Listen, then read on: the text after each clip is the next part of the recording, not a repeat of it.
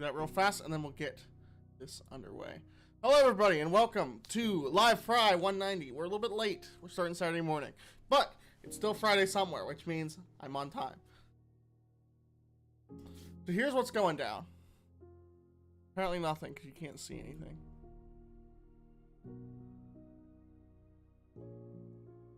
Move this. Alright, how are we doing this? The background needs to be... We need to just fix everything. Not have it.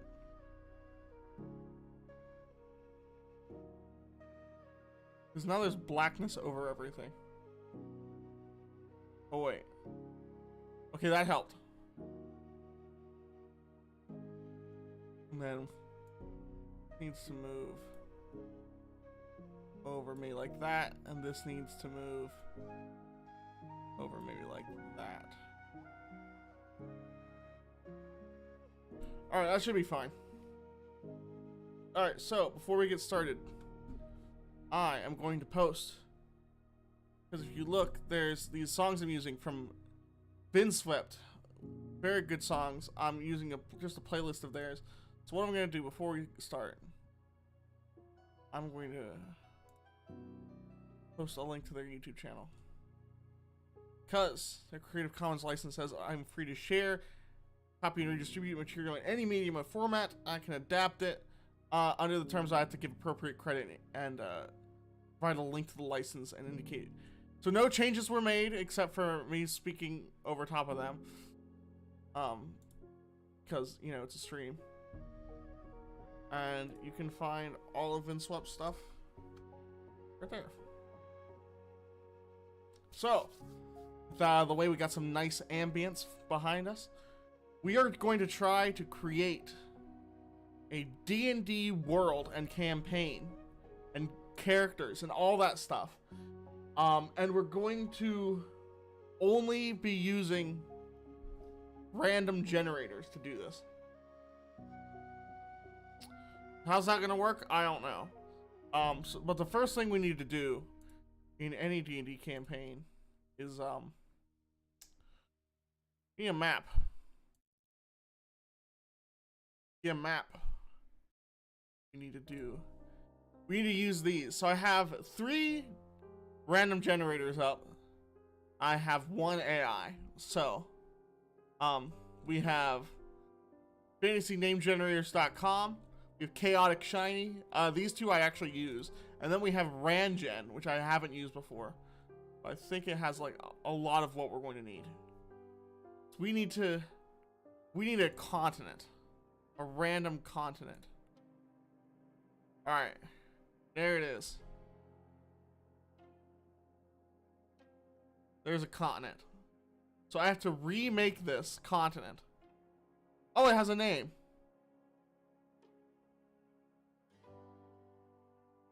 So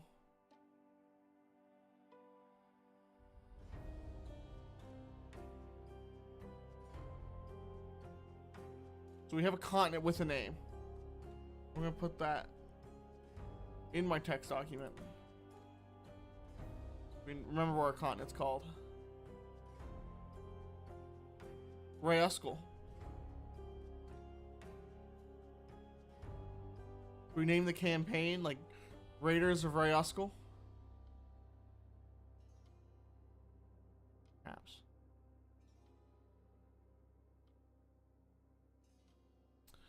Let's go into. So I have a map maker open. So we need to recreate this map in our map maker. So pull up a little bit. Right there. Yeah. So we got kind of like 2 bits at the top. There's a bit that comes out here. And there's a whole lot of islands.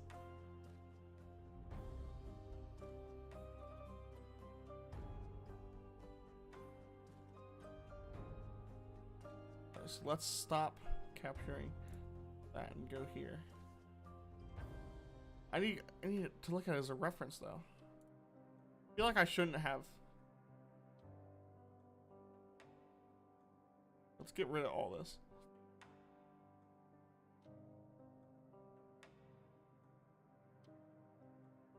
Clean slate. Nothing here. Alright, so how close can we get to this? Start with the basic landmass. We're going to just add a little globule down here to start with. And then it goes kind of like up. There's a bit there. Comes up like a point and then comes out. All right, we're making a continent. There's a gulf there.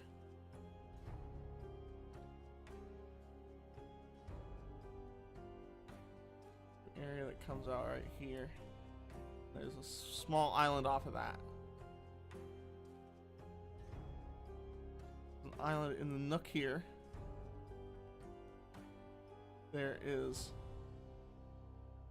like a thing with like a point. Then there's an island off of that point. Comes along, and then there's a gulf.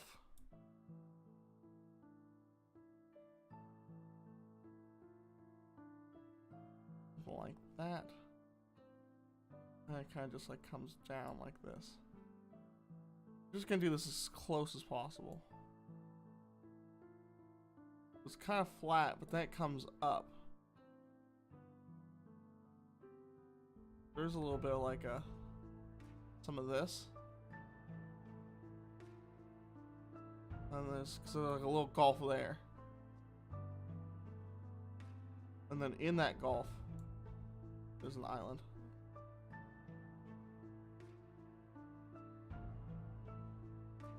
This thing's pretty tall.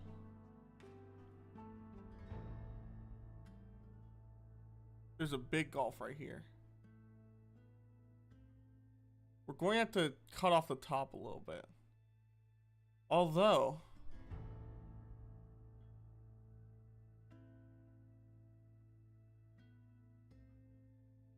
it has two like humps like this.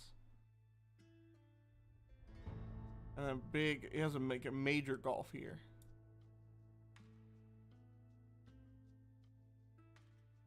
It goes like inland. Like that.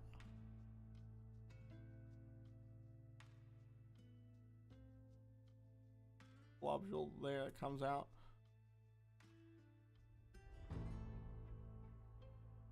Here to like a kind of like a hook. And it comes out down the coastline. There's only like one like jetty that comes out there. And that is pretty close. Now let's place some of these islands. There's one like way off here. One like right here.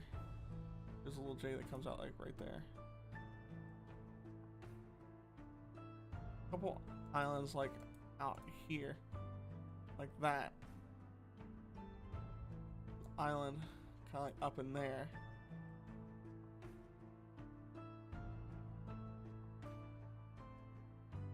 Big island out here. I think there's like two little islands near that. Like one here and one here. We're just trying to get as close as possible. This doesn't have to be exact. There's an island off of that jetty. There's a globule that comes out, and then two islands, one above, one below. And something like that, and then there. Alright, now we'll just fill this in. And this hasn't placed any rivers. Is a problem, because rivers is probably a good idea. So we might want to add some rivers. Big. Color in all this.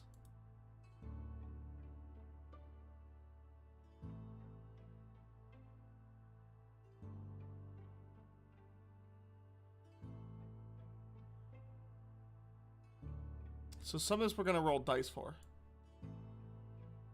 I want to add some lakes. We're just going to randomize the amount of lakes, and then I can place them wherever I want. I'm going to try and do this with as little input from myself as humanly possible.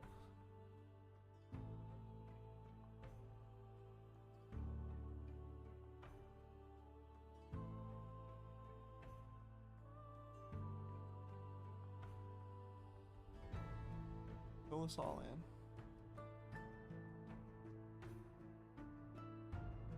Alright.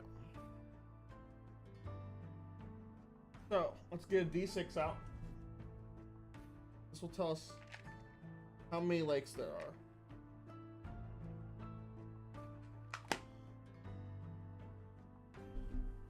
So I have a blue D6. How many lakes are there? There are 3 lakes. So let's subtract like that. A big old lake like there. Smaller lake down here. I think we'll have a pretty big lake. I think in here. Alright, so there's some lakes. So we have this lake.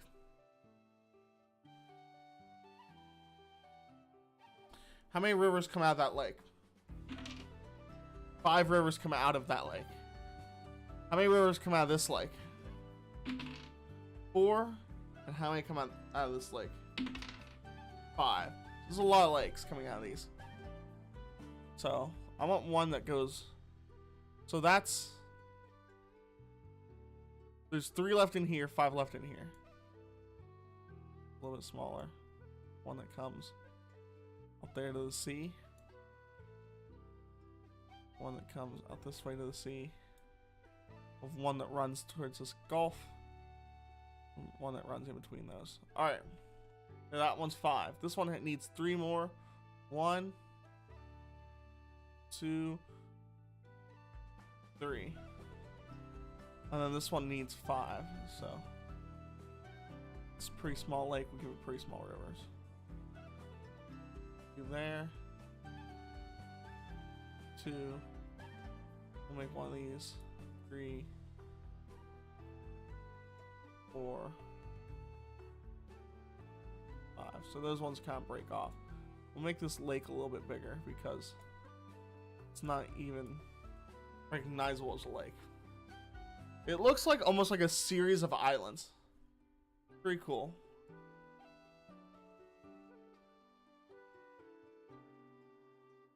So now, I wonder if we can find a generator in like here. Worlds. Wait, is there a description? The large continent stretches across multiple regions, from tropical in the north, past the equator, all the way through to polar in the south. Okay.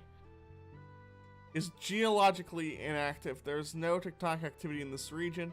Tallest mountains in the land are little more than large hills, so there's no mountains. The continent has no volcanoes, and earthquakes are very rare and very weak. The winds in this region are usually turbulent, with large storms and extreme weather being very common.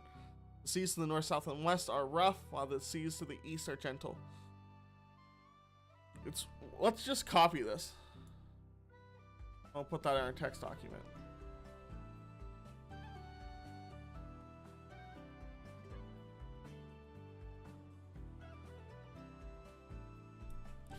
Alright. So what we learned from this is that when we're making our map, it needs to be warm and tropical up top. We're going to use like some of this. We're going to make it big, pretty soft. And then maybe make it darker green as we move up. What is this? Grass. Is that not soft? Very soft. Soften that bad boy up. And then it's supposed to be Arctic down south. We're gonna get like this ocean texture, but pavement. Where's like snow? Icy. Let's do something like that at the bottom. And it's not soft. I knew it wasn't soft. Let's just soften these up.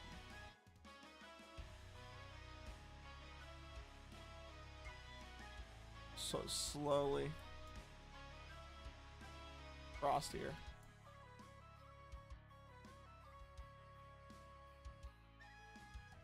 And then we'll soften up too.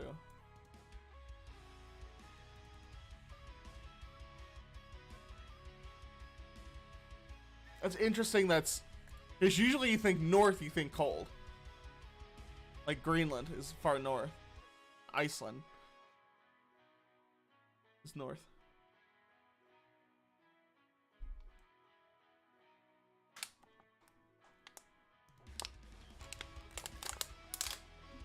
All right. So now we will go ahead and get that closed. Let's place a city.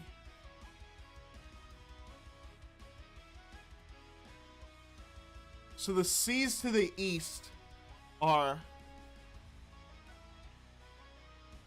calm. So I think we'll place a port city.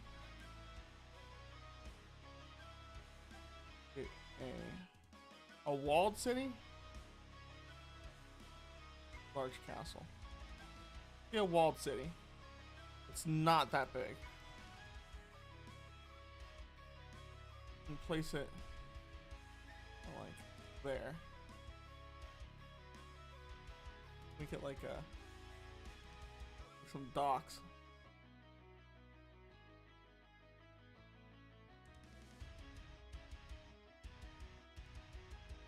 Like really ridiculously small. So yeah, there's our port city. And let's randomize a name for this port city. So we're going to leave here. Well, let's look in worlds. Let's look at city. Oh. Oh, yeah, here we go. City. Time period, medieval. Okay, it's a castle town. Fletcher and the village green.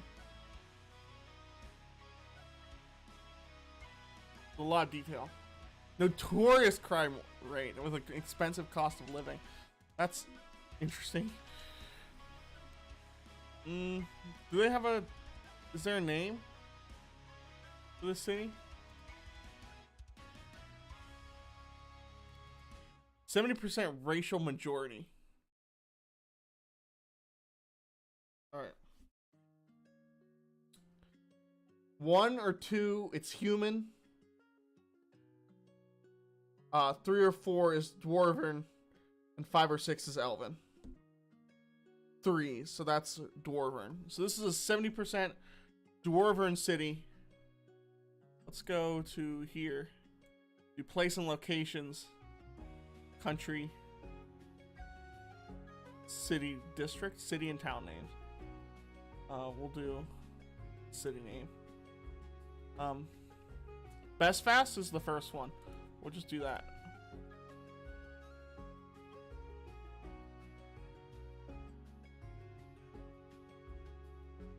Then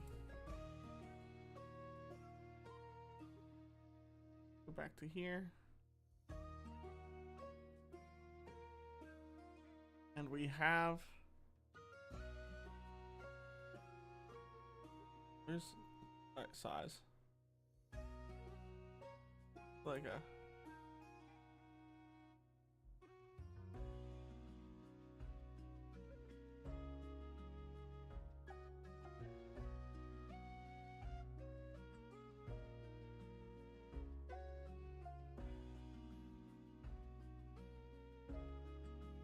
Best fast. So port city there.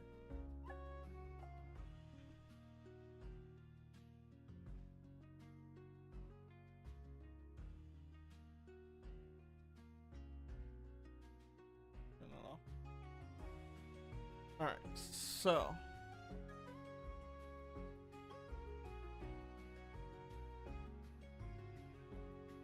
now let's... Oh wait, I wanna make sure that's unmuted.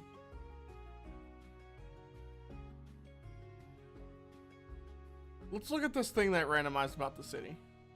I know all I really remember is it's 70% dwarven.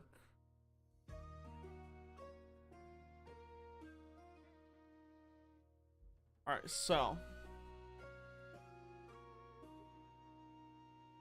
it has a corrupt government. The castle town. So there's a castle with a corrupt government. Is there like an official there?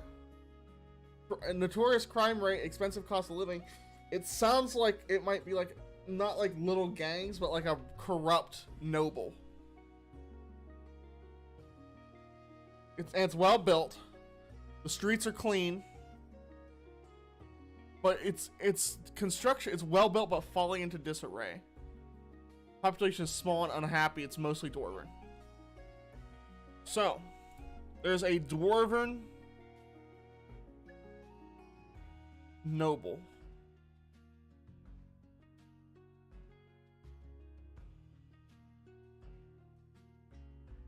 Named Dwight Greer Brimhelm.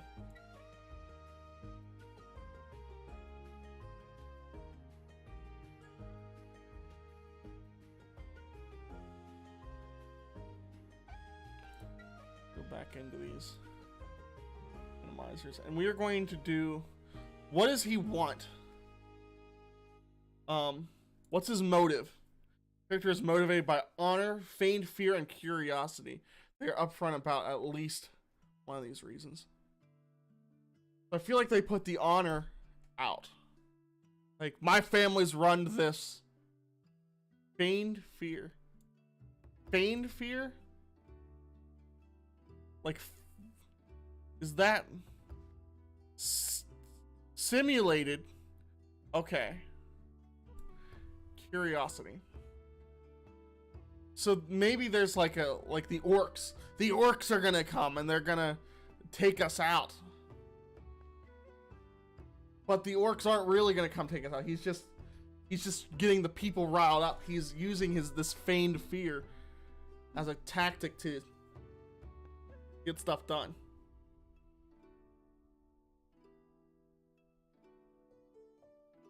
I don't know.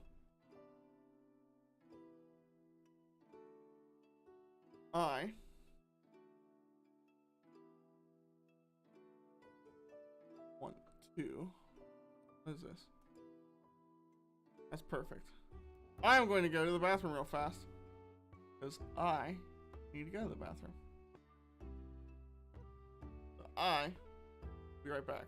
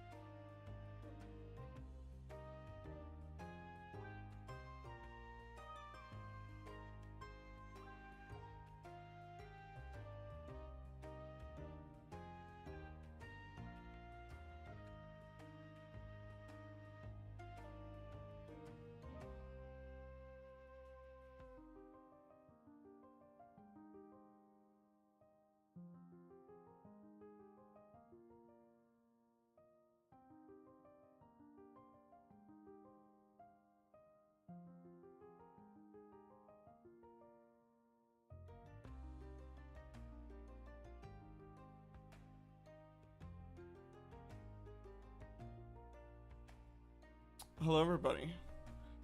I am back. Alright, I'm going to move this right. Awesome.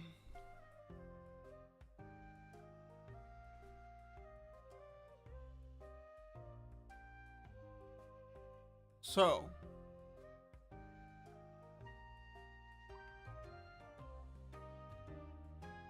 alright, so what is he feigning fear over? 1 to 2 is orcs. 3 or 4 is goblins.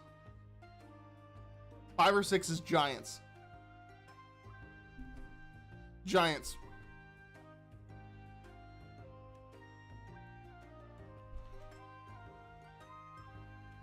Dark Force 199999 said, "Hello." How's it going, Dark Force?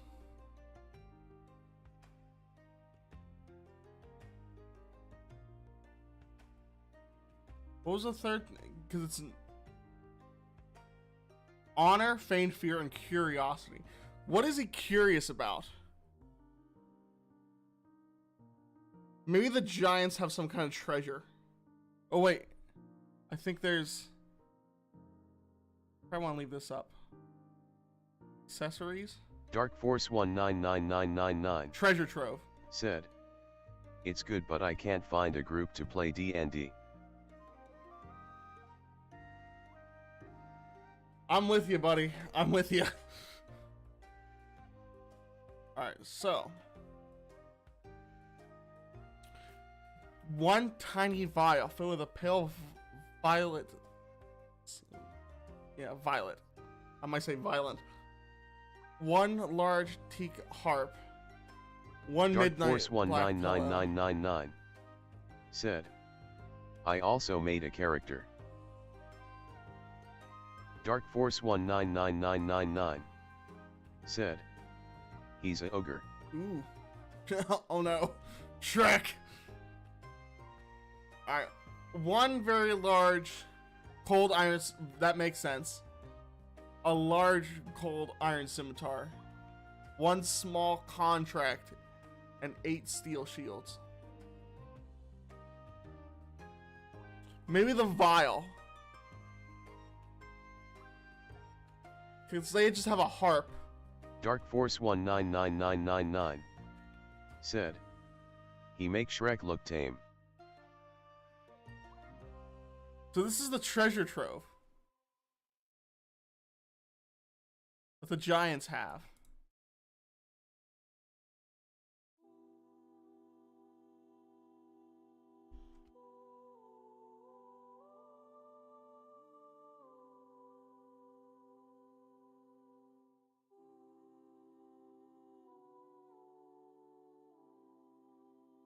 What does the vial do?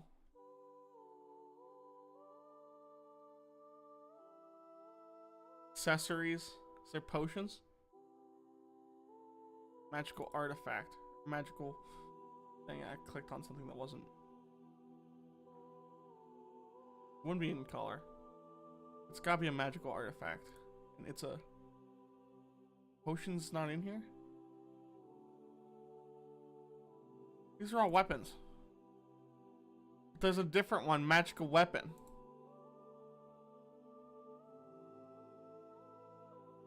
Do any of these have like a potion?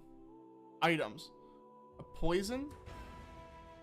Poison and a potion is not the same thing. One of these has to have potion descriptions.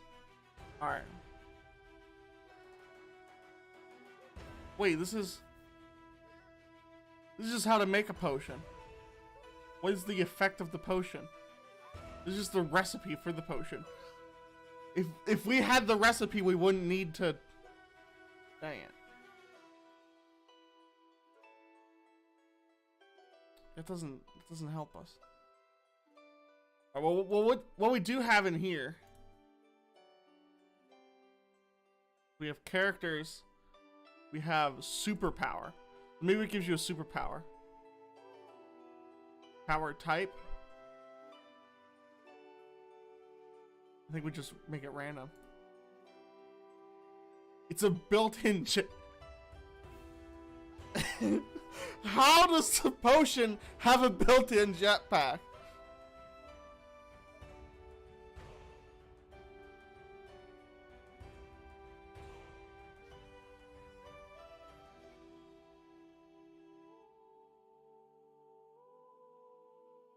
Augmented. Yeah, that's the one we definitely didn't want. Augmented. But now we have it. Non-consensual modification. Strengthened by depression.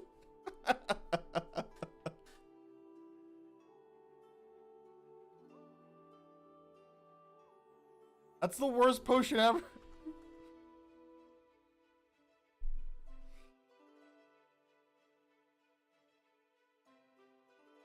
Alright, do we go with that? Do we have to... No, we can't go with that. A vial that gives you a built-in jetpack that is strengthened by your depression. Can't have augmented. Alright, control over water.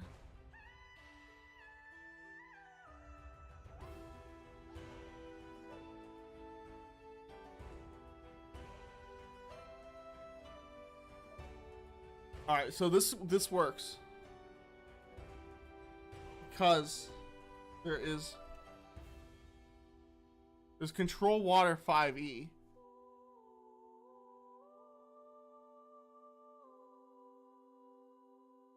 This is a cantrip, right?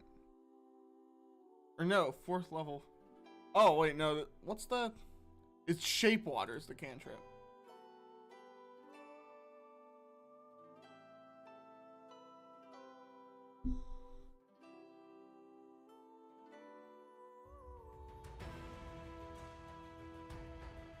Alright, so once you drink this potion, you get the cantrip shape water.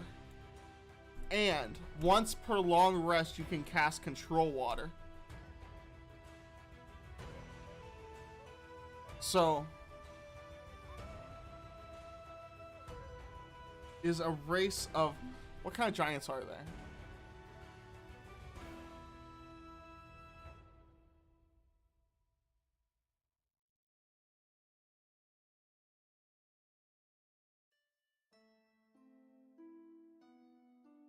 Can you show me what kind of giants there are? Don't search the spells list. Home.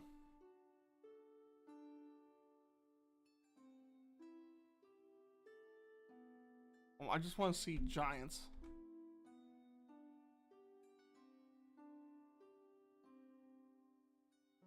Giant ape.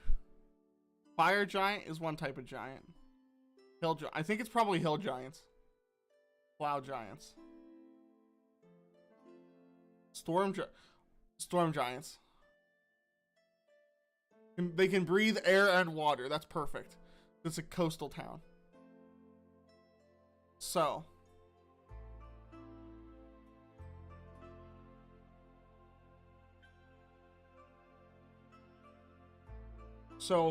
This Dwat Greer Grimhelm. This, alright. 1 to 2, he's a lord. 3 or 4, he's a thane. And 5 or 6, he's a governor. 6, he's a governor. Governor Dwat Greer Grimhelm. Governor Grimhelm.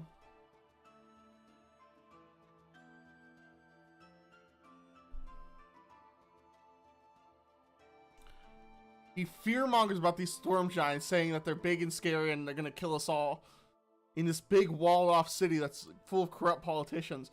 And they're trying to go to war with them because he wants their treasure. Which isn't a very cool treasure. But he's curious what this vial does. And what the vial does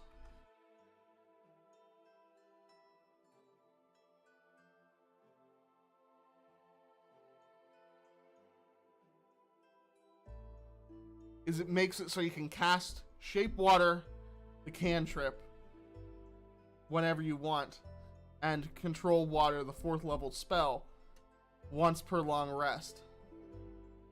After drinking this potion, the effect lasts forever. So that's really good. Really good potion. But not like where you'd fight a war over it. It's not that good.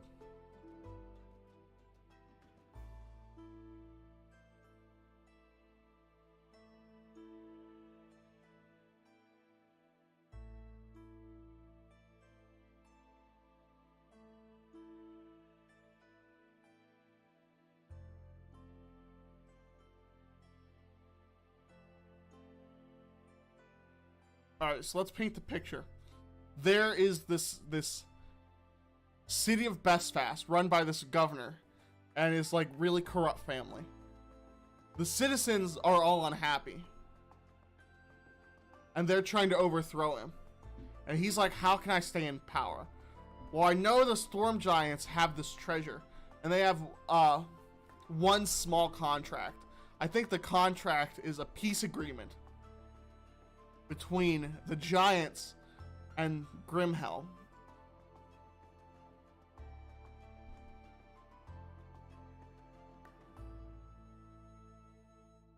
Curious.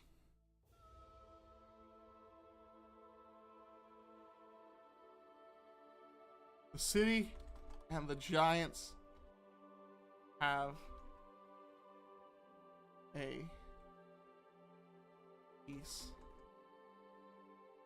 Peace.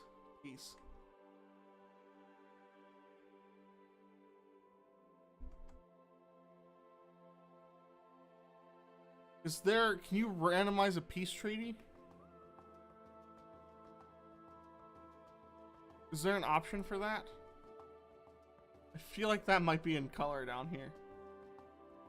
Good idea, fallacy, conspiracy.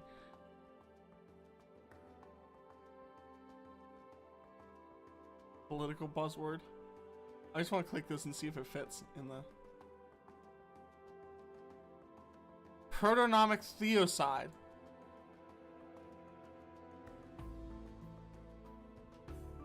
So that would be proteins and theocide.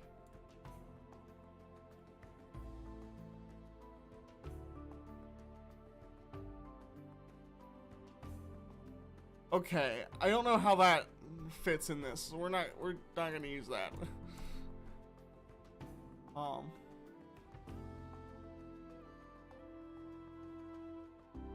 need the weapon.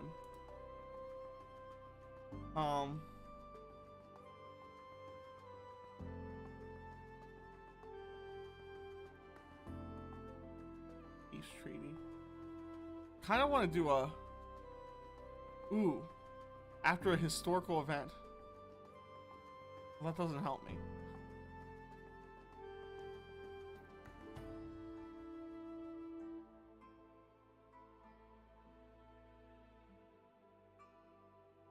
This is silly. Where's color?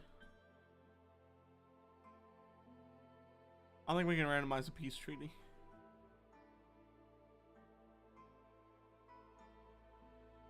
What about faction? That's a lot of information. Let's not do a faction.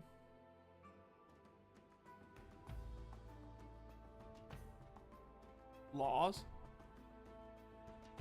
The penalty for committing blasphemy is branding. That's pretty cool. So if you rise up against this governor, you'll be branded.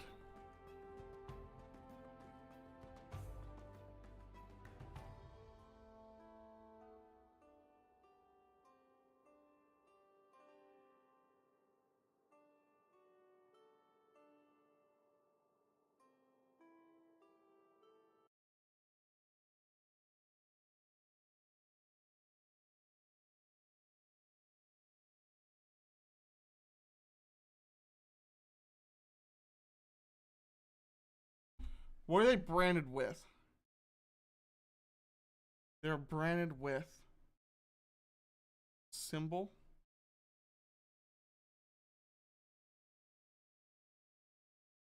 Accessories.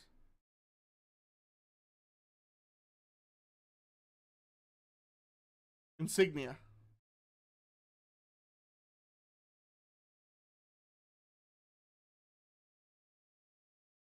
A dragon and a sitar designed with repeated shapes.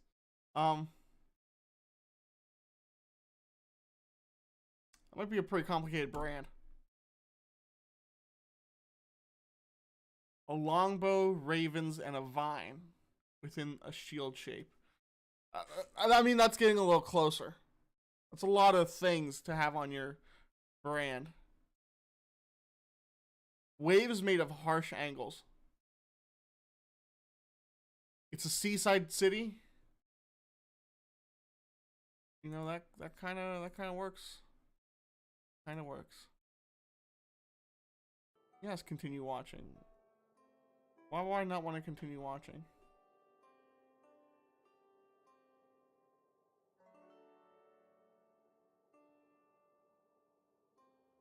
Video keeps.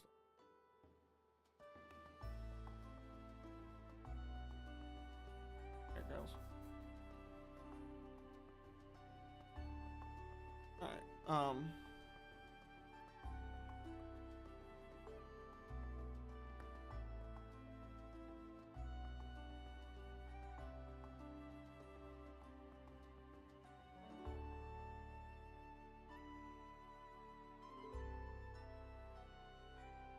weird. I think like a brand on the arm, maybe.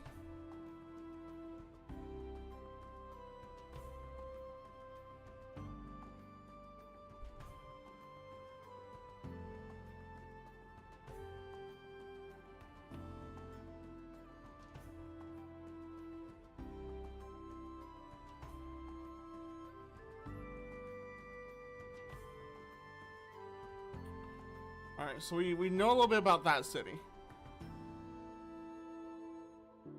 Let's make a new city. That has like a plot that's going on. That'll help us. So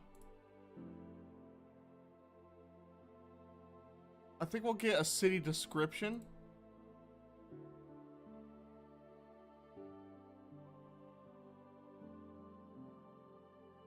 From here. This is a village. Famous for its horrendous festivals and its cheap architecture. A butcher and an old tower. They're well off. Their government is incompetent. They are frequently growing and developing.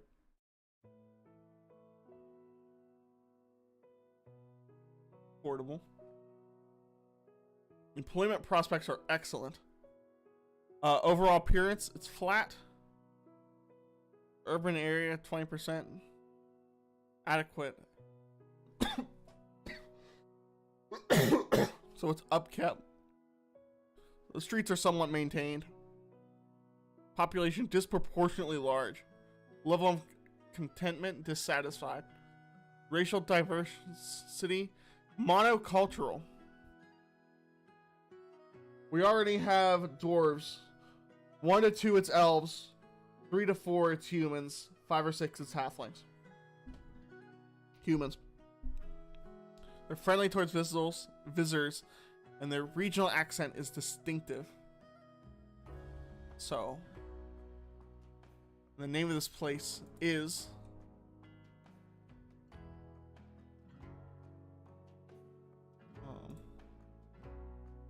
there just human names?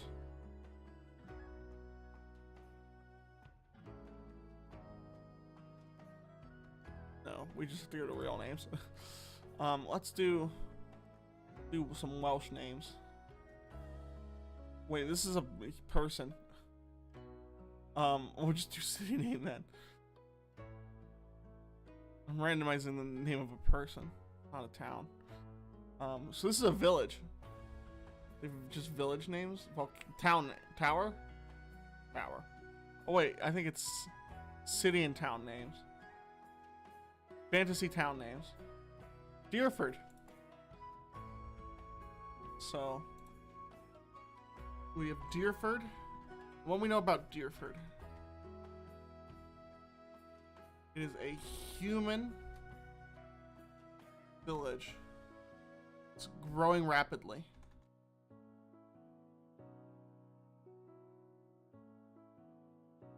It's well kept by the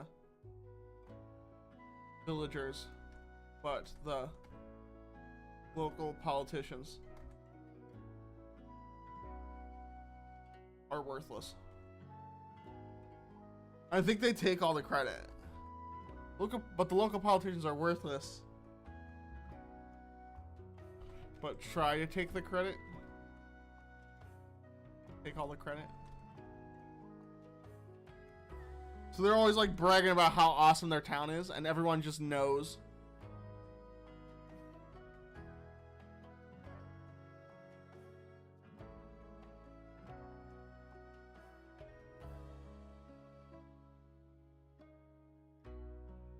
So what else do we know?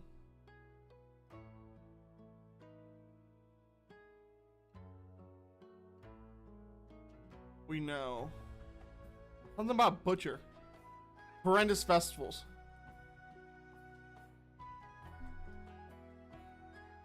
Local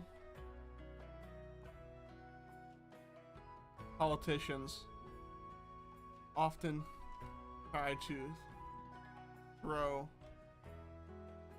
lavished festivals in their honor. And hardly anybody attends, and something major usually goes wrong.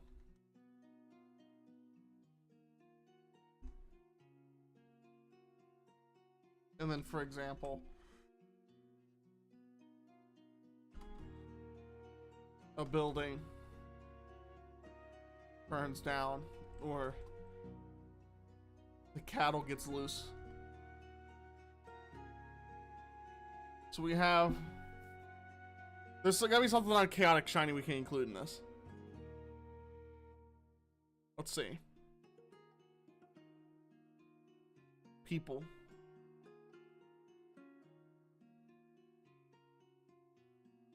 A noble.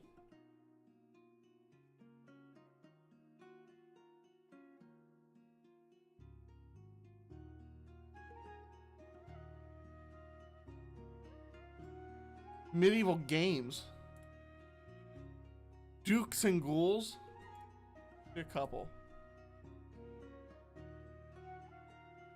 Okay, these aren't names of like good medieval games.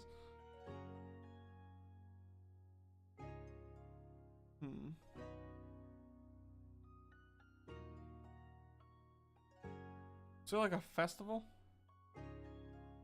These. Oh. A poem.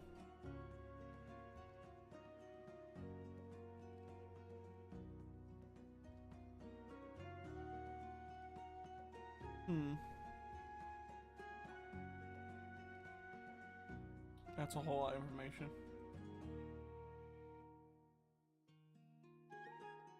I can't find anything cool in here.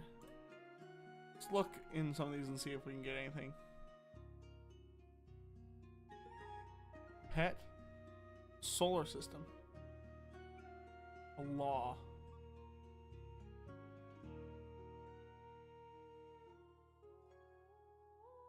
Okay. Awkward moments. And Murphy's Law. So the character uses the wrong response, such as "I love you" instead of "thank you."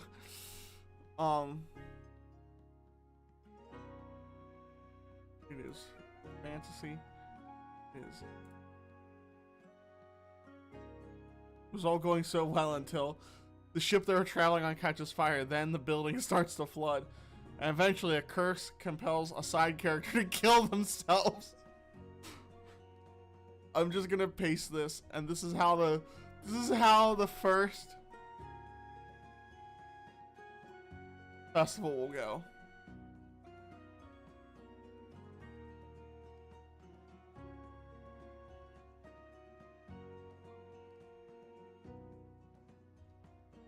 A curse compels a side character to kill themselves. So the one thing, I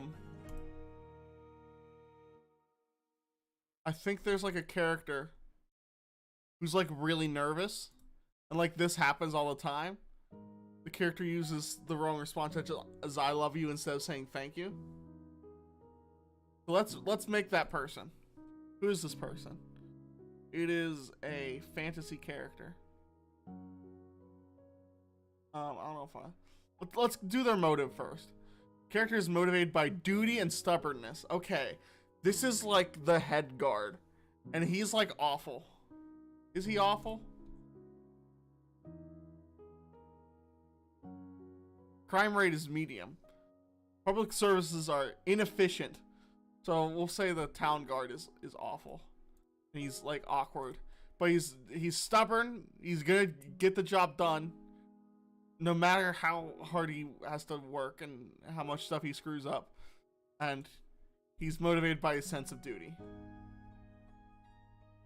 So his name is there like a sheriff name?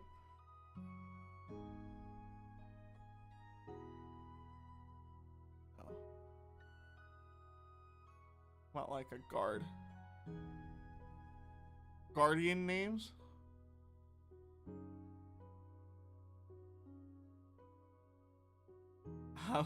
Alistair, Justice Sentinel.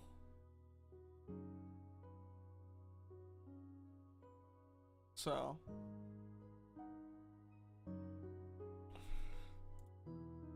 Alistair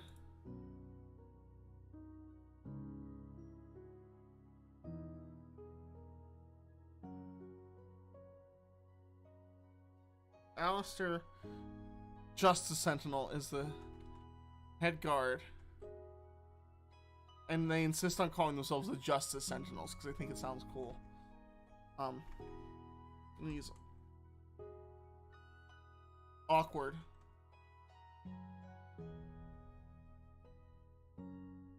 And he always, what is it? The character uses the wrong response, such as "I love you" instead of "thank you."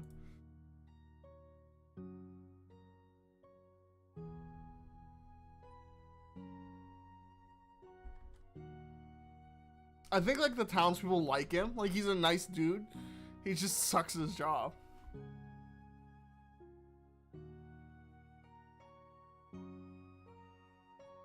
He's awkward, duty bound, stubborn.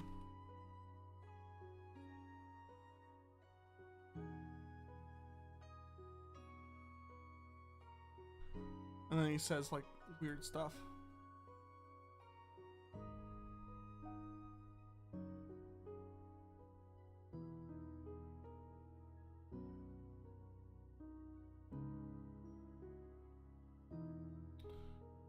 Pretty fun. Let's place this on our map.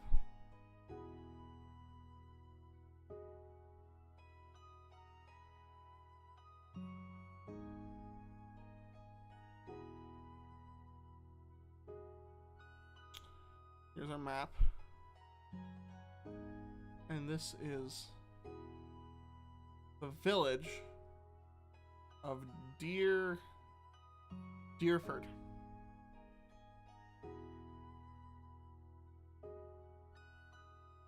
Gotta be a hunting town, because, you know, deer.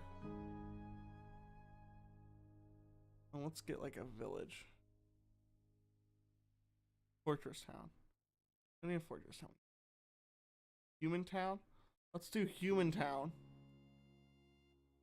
And there is a ship, we know. At some point. We're gonna put it kind of by the water. Just this like little like river. Oh wait, no, this is like the Gulf. Oh, it's the river that connects the Gulf.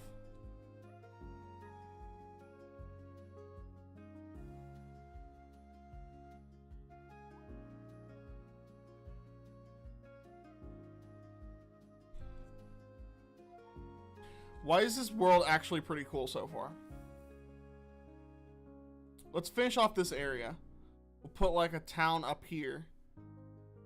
Maybe another town like down here somewhere.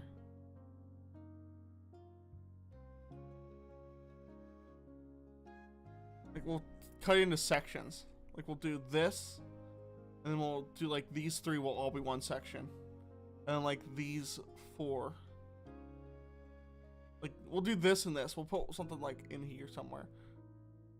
Let's do 1, 2, 3, 4 more towns. We'll do like the just stuff. And then we'll do like this in another stream. These like 3 bits in another stream.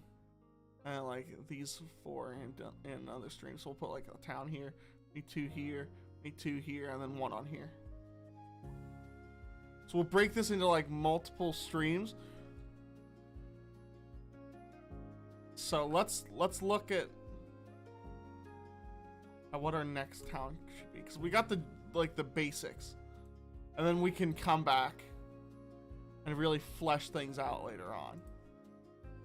This will be like a long-term project. We'll come work on this every once in a while.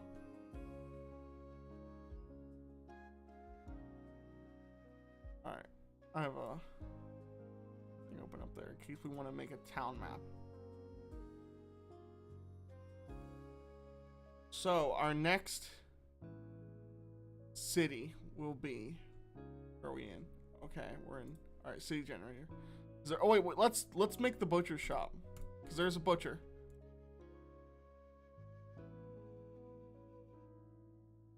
I just want a fantasy name. I just want a name, like a villager name, like a basic name. But I don't want to go real names, because then I got so many options. I put a Dutch name, and it's something like Berg. Do Berg. I just want to figure out what the... So there's a butcher. This is like a hunting town.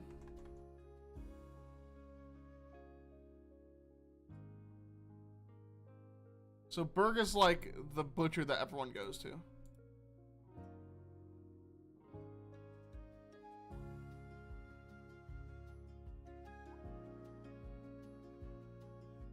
But he's like, he doesn't have any like this other, he's competent. He's a competent dude. Let's figure out his motives. Or his motto. Sisterhood and darkness. Divinity, worthiness, and labor.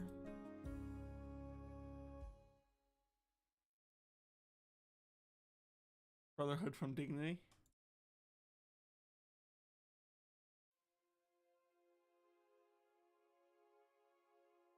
Prosperity is skill.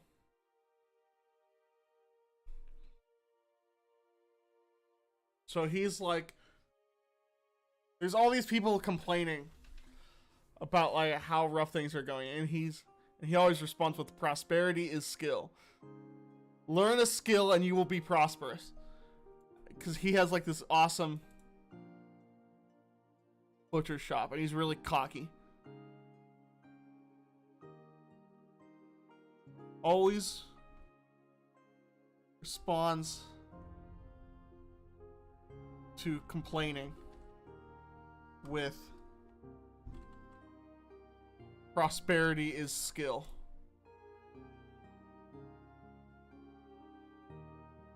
What's he motivated by?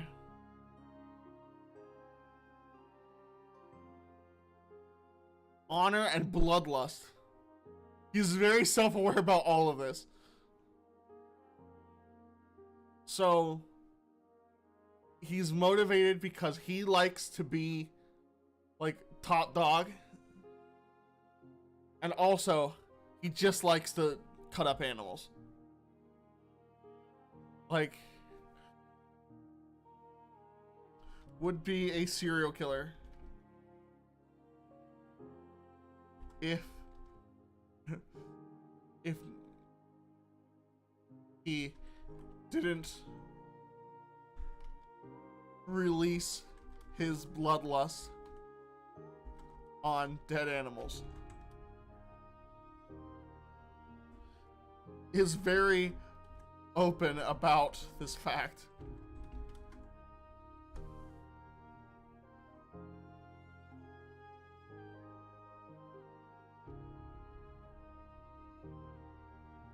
Alright.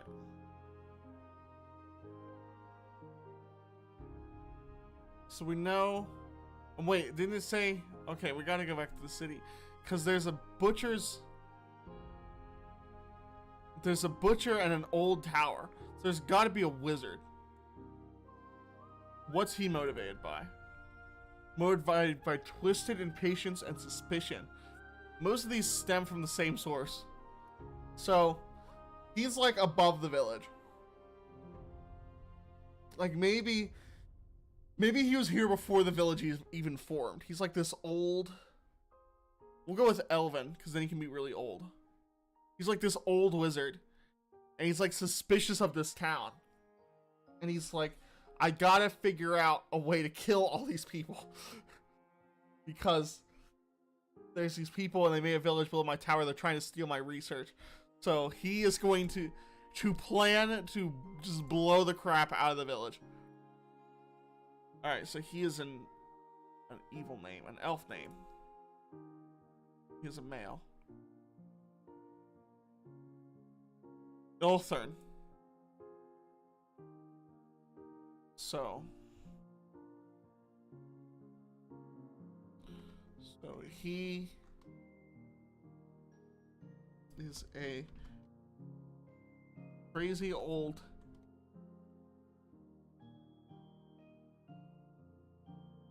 elven wizard locked away in his research tower.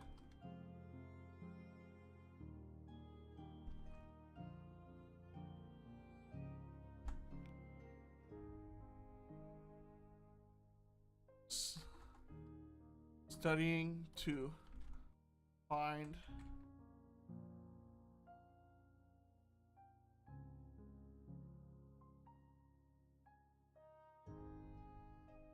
a way to rid himself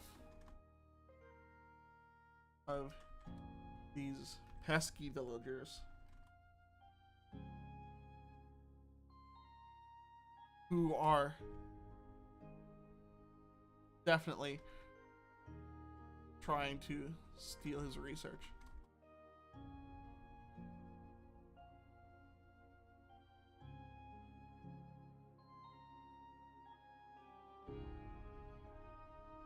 Alright, let's flesh him out a little bit. Here's what we're gonna do. We're going to fast character 5e.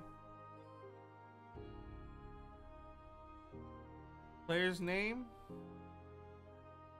I guess it'd be character's name.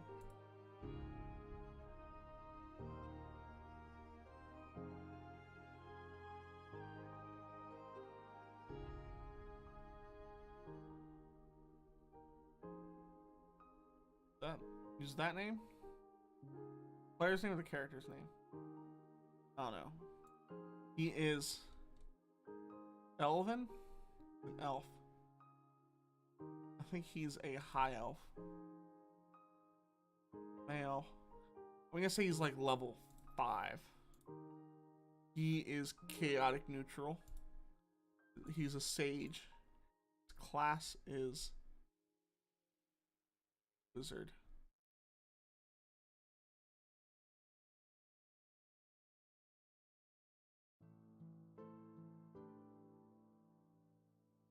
Wait. I just not make it random wizard?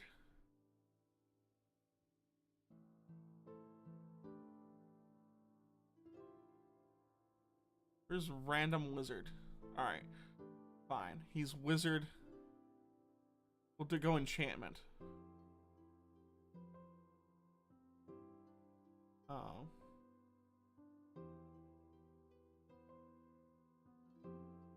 Alright.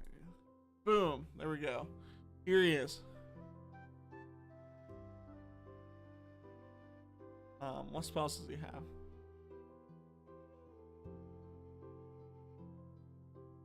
Wait.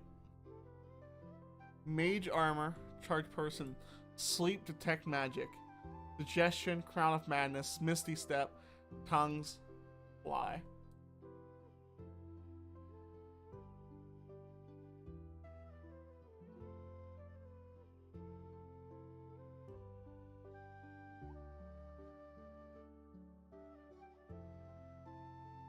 I want to save this.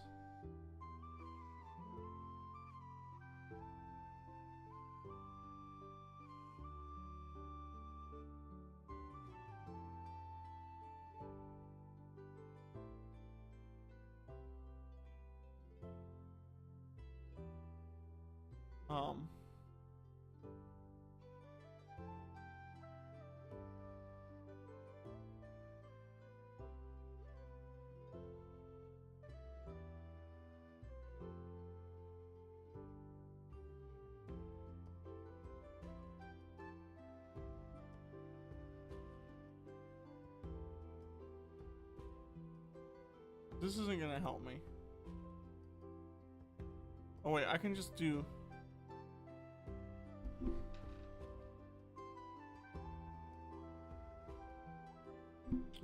Screen. There we go. I can just open up Paint and save a screenshot.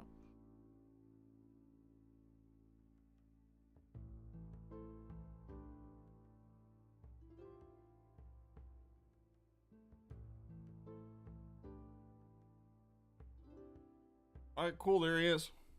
What are his spells now?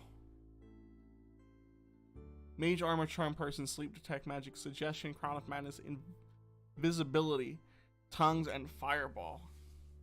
I don't know if he got better or worse, I can't remember. He doesn't have Misty Step. He had Misty Step before.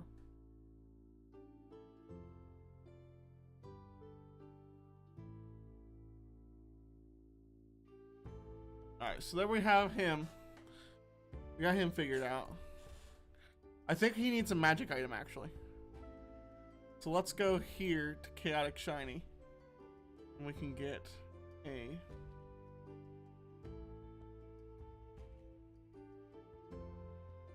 magic artifact. And it is... gotta be... wait, this is all... why aren't there like potions and stuff?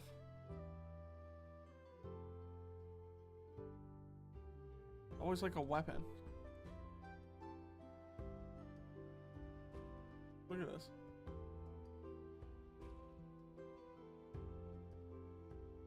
There's gotta be a good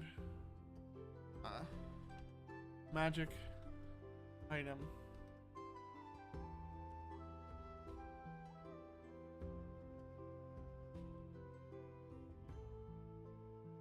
I think I like this.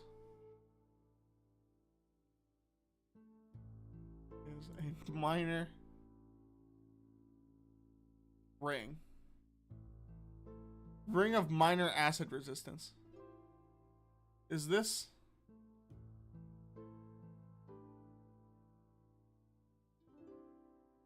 my random campaign? Just do all of what I did already? Oh wow. What is this? Okay.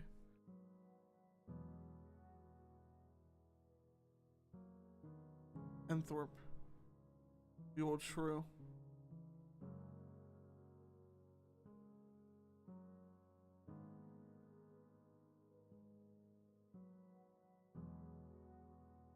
For the low-level monster tribe, a guild of were-rat thieves. Slightly further off, mid-level monster tribe, a plague of undead wraiths. Who's the local evil boss?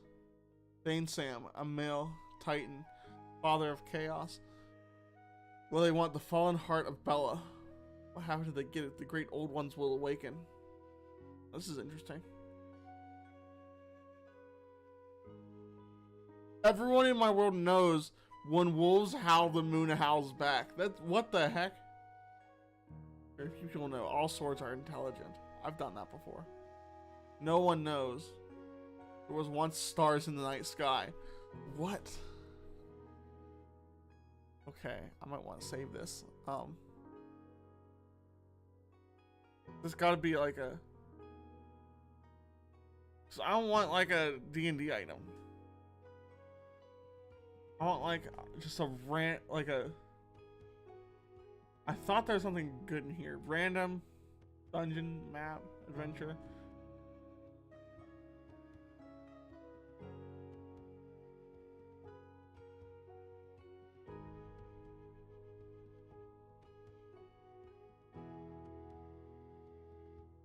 Something weird fiction. What is this random generator?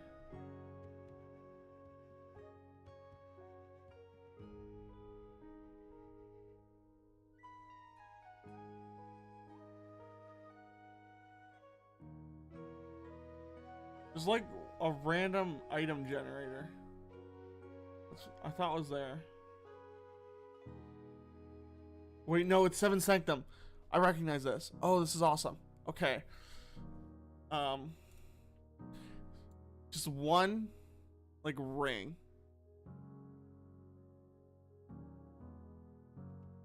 Where's ring?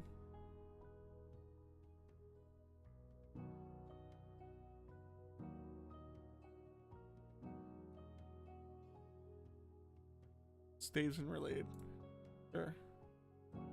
Glorious immovable quarterstaff. So that's just an immovable rod. He has an immovable rod. That's a quarterstaff.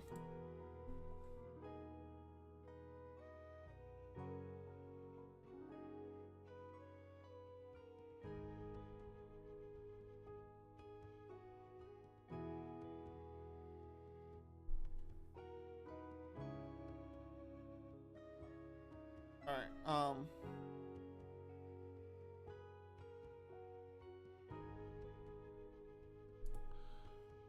there's like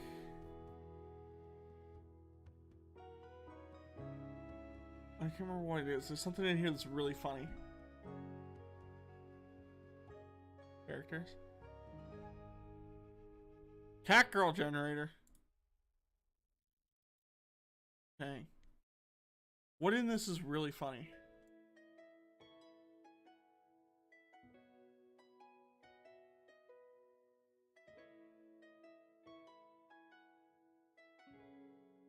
You'll just comment like really funny things that they got. Consumers utensils. Behold the sport. Ointment of the flex scent.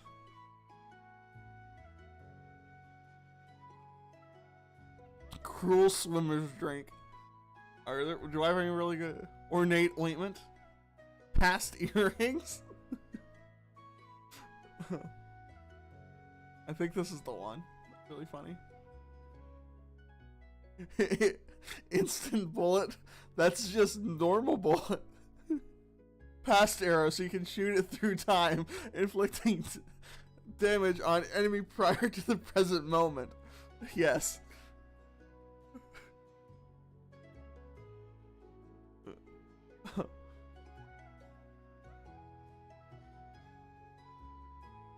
Divinity's breastplate. Now can you give it back to her? Divine screaming trumpet of the calling of call snakes. I could just react to these for like an hour. It'd be the best stream ever.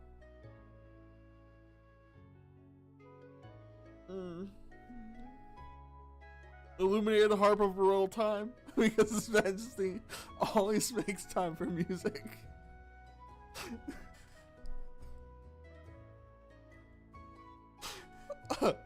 Sturdy boots. Aye, nothing more, nothing less, nothing better than the best.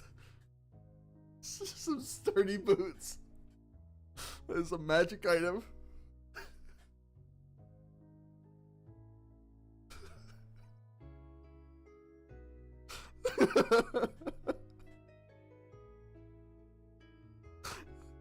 Perfected beaters. Lotion of absorbs nothing. Well, I'm pretty sure this is exactly what you think it is.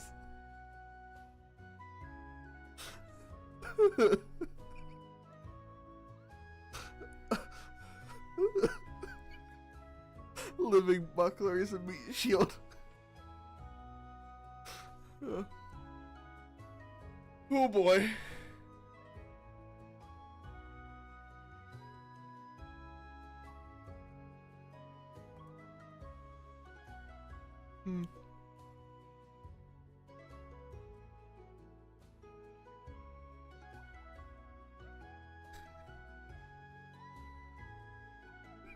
Damn sling.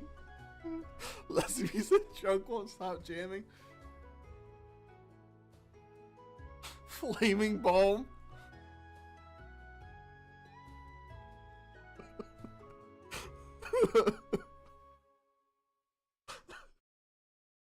Balm of flesh shield, otherwise called a sun hat.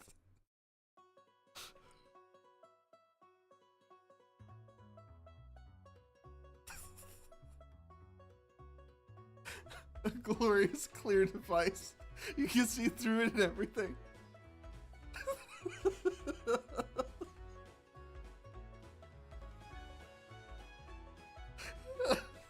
Portable ointment.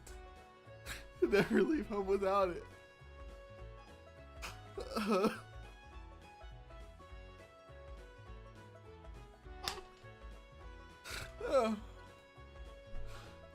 I love this website.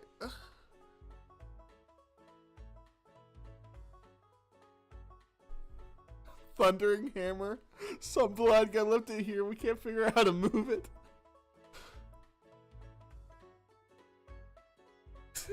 A massive potion. Don't fall into it, else you'll get superpowers. Acidic suit. It's even more comfortable than it looks. Oh.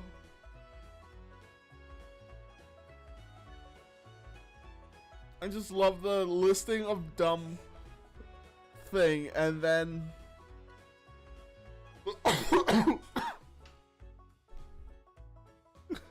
unknowable sword of nothing breathes. Truly unknowable.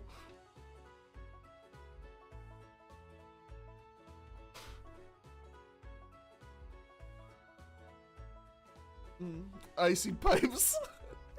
This is a frozen pipe.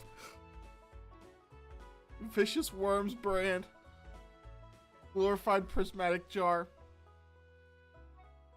It's not too bad.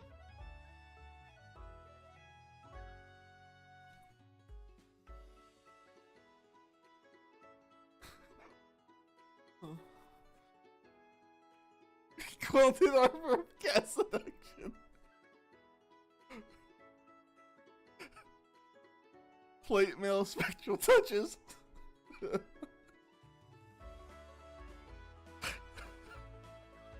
Fish's claymore of the crazed Fletcher.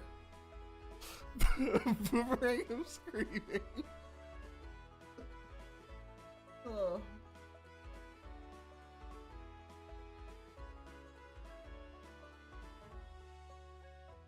Huh.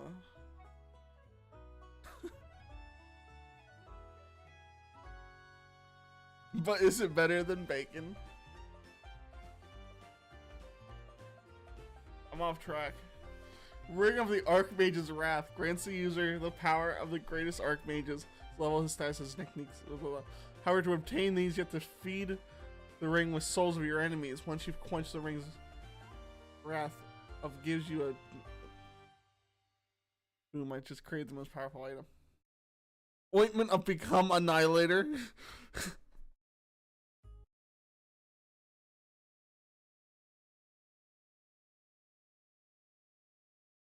Interesting.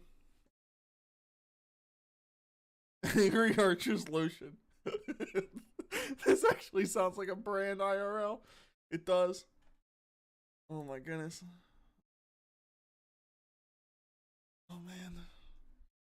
I'm having way too much fun here.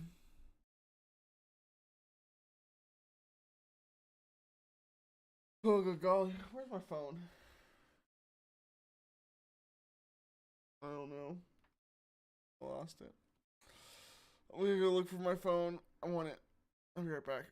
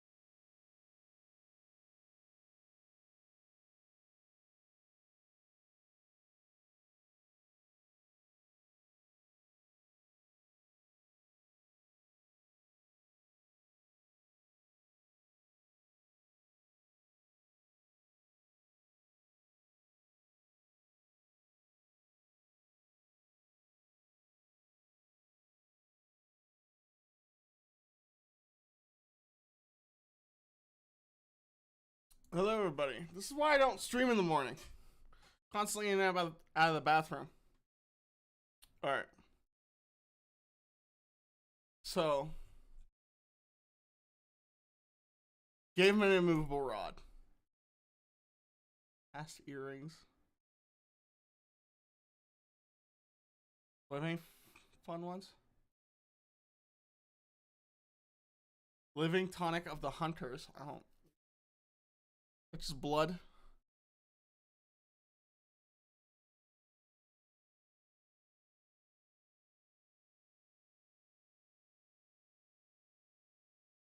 Isn't any two-handed sword a screaming elf's two-handed sword if a screaming elf is using it?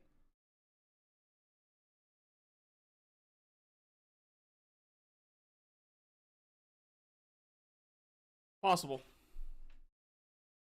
Where's my music at? Yes, continue watching. Oh my goodness.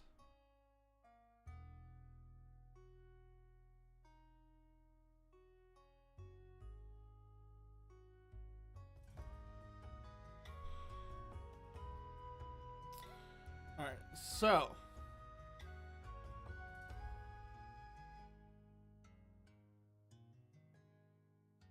To a new city. Boom. There's a village. A large village. Greenery, a Fletcher, and a blacksmith. They're in debt. But their government's well managed. With constant growth. Public services are affordable. Crime rate is increasing. Cost of living is expensive.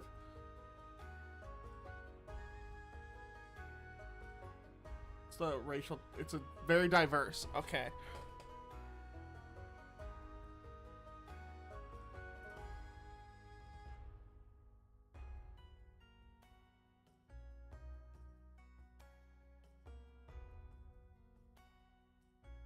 Everything seems pretty good, but they're in debt.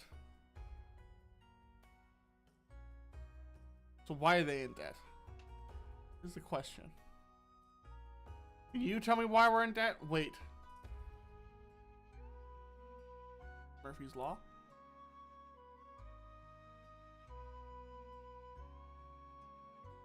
Negative.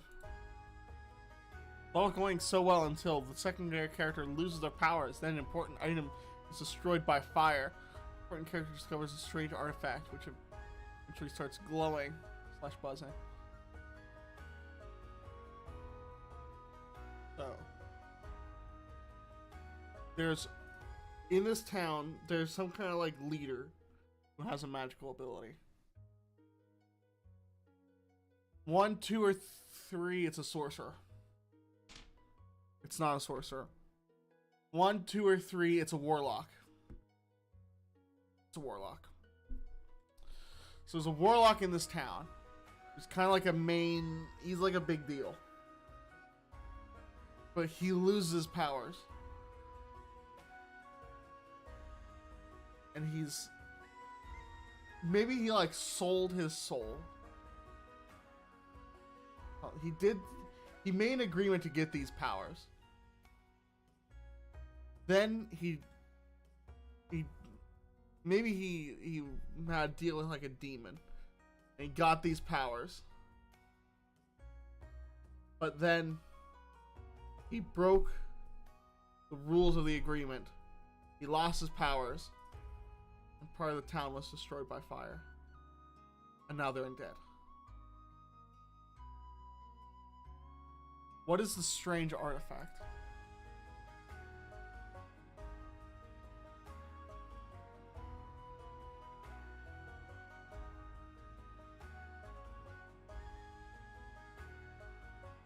Let's get.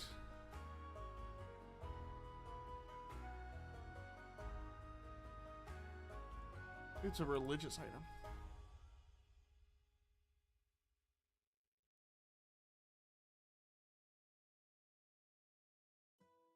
A candelabra. Starts glowing / buzzing.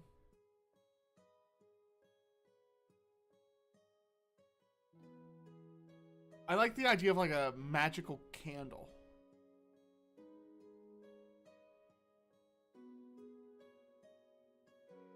1 or 2, the warlock is a human. 3, 4, dwarf. 5, 6, halfling. Dwarf. A dwarf who's named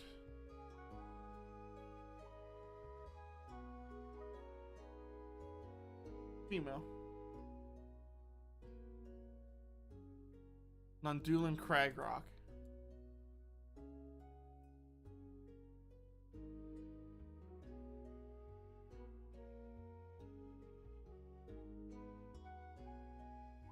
Is a warlock who broke a deal with a demon who took her powers away and burned down a portion of the town.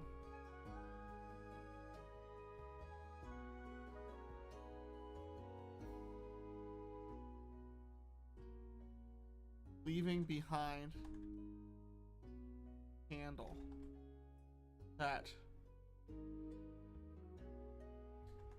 burns forever with unknown properties. Let's figure out what the candle does.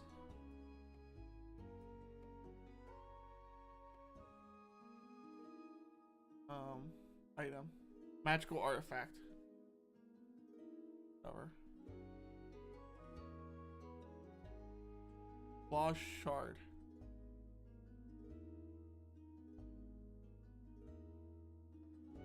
The claw is the demon. The claw shard is the candle. What's the candle do?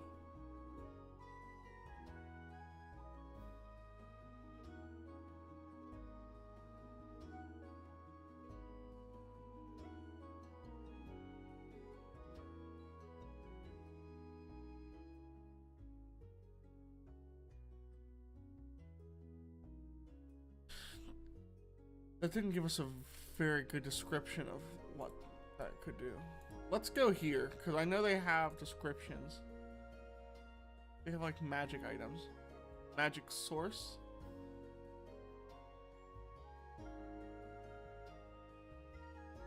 Spell description.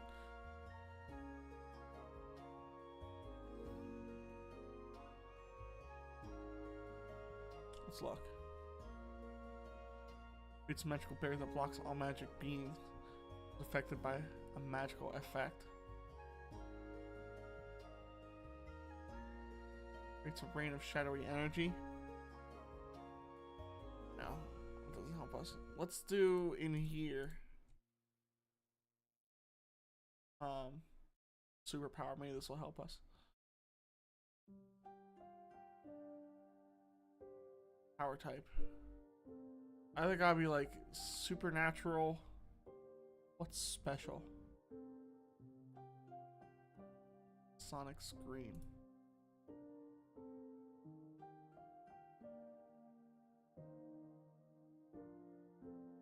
Skin color pattern changes. Maybe the candle's flame changes colors. But what makes it change colors?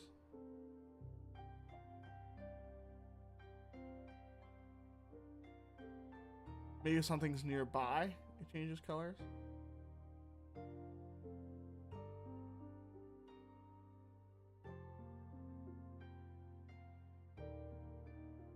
Automatically when danger is near.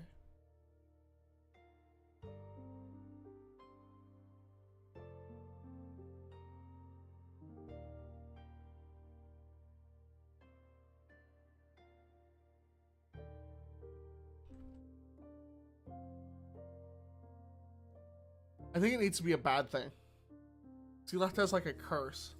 So +1 to all attacks and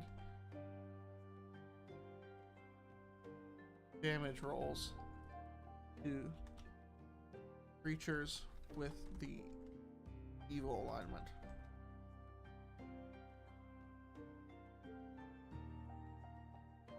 Within 300 feet? Oh, that's a big range. The candle.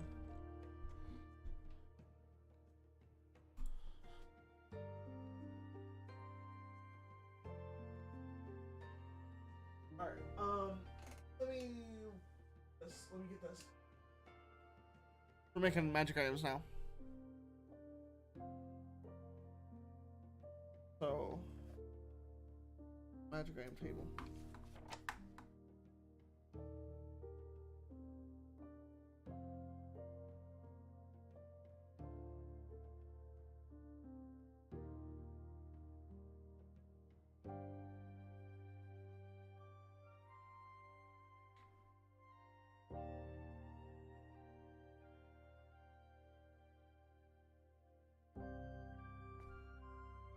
Where's like where you can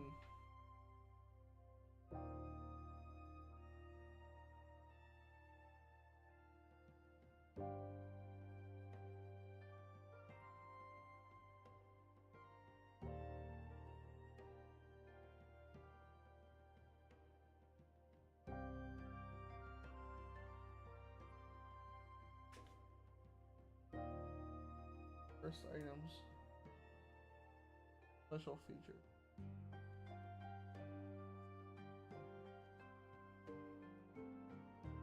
There's like where you can randomize.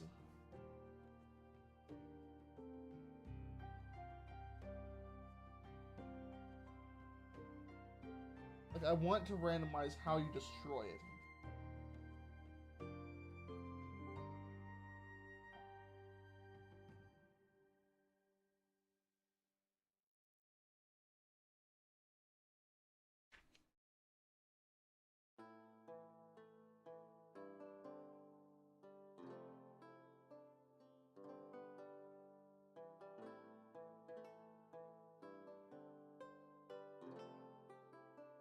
Dang, I can't find that table.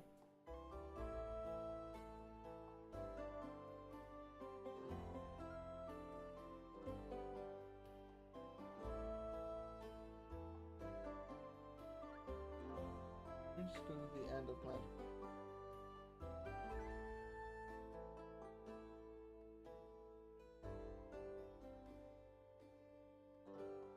Artifacts.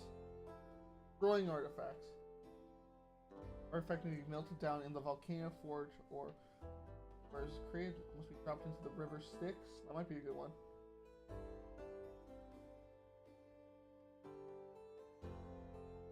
Must be bathed in the blood of a god or an angel.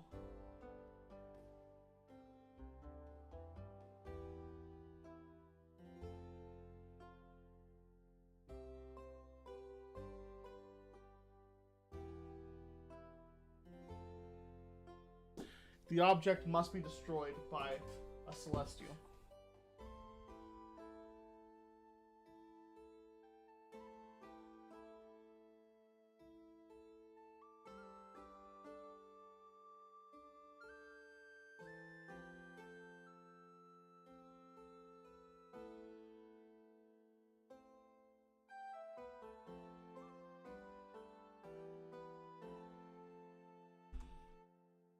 Celestial of good alignment.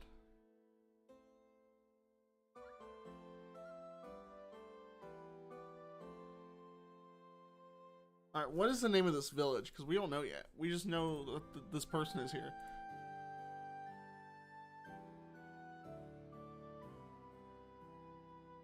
Figure it out.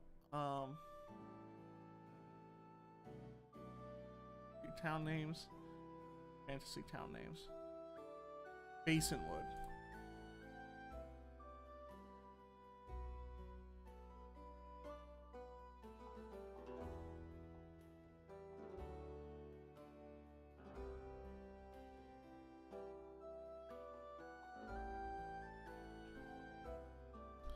Hey. What do they do? I think it's a farming town. A farming town that was very prosperous. That is covering from arrival of shard. And they don't know what the what the shard does. They're just keeping it.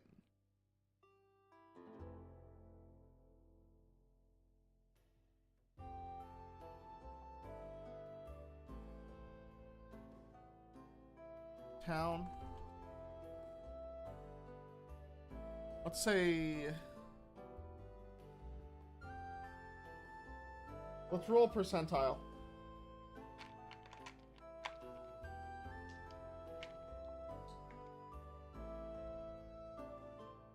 Half a percentile. Another half of a percentile. What percent of the town was burned when the shard arrived? 73% of the town burned. That is a lot.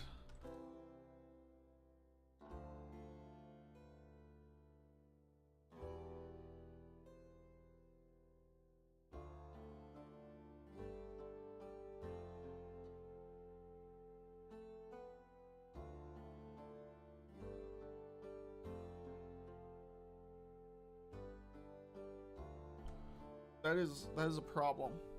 And what all is there in this town? That's special. Where was it? It's here.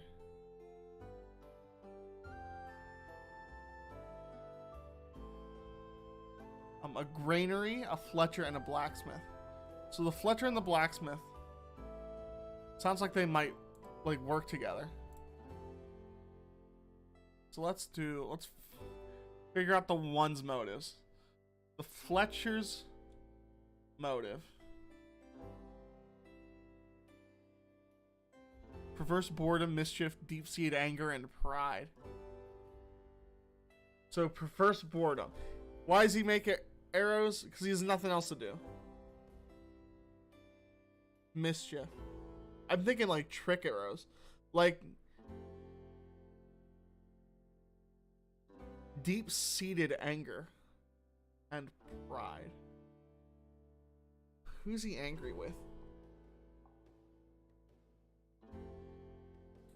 I feel like his father didn't want him to take up archery because his father was like a pacifist.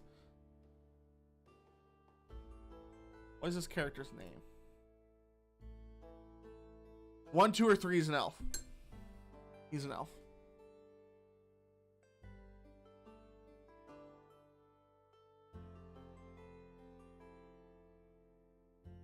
Fantasy names. Elf names. 1, 2, or 3, it's a female. It's a male.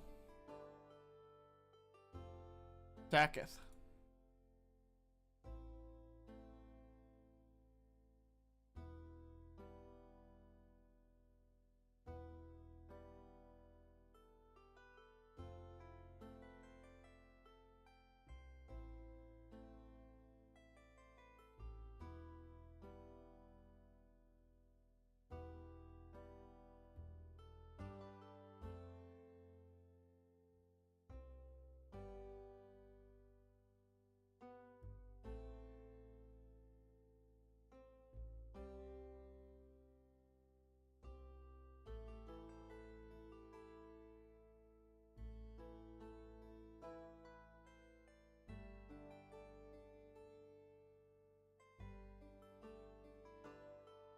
Alright, a Fletcher in town who makes trick arrows. Works as a Fletcher because his father, whom he hates, was a pacifist vegan. And cause he is bored and has nothing else to do. Takes pride in his abilities. And then the blacksmith that works with him to make the arrowheads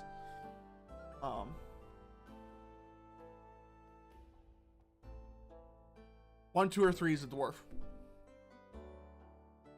1, 2, or 3, he's a halfling. 1, 2, or 3, he's a human. 1, 2, or 3, he's an elf. Wow. 1, 2, or 3, he's a dragonborn.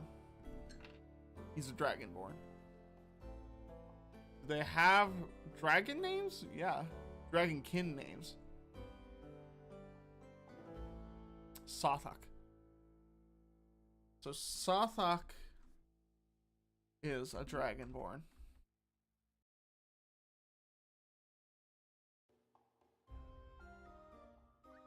And he is a dragonborn blacksmith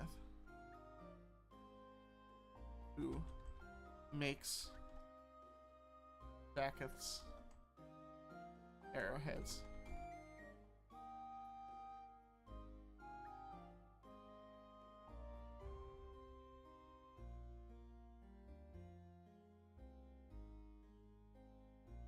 And let's figure out his motives.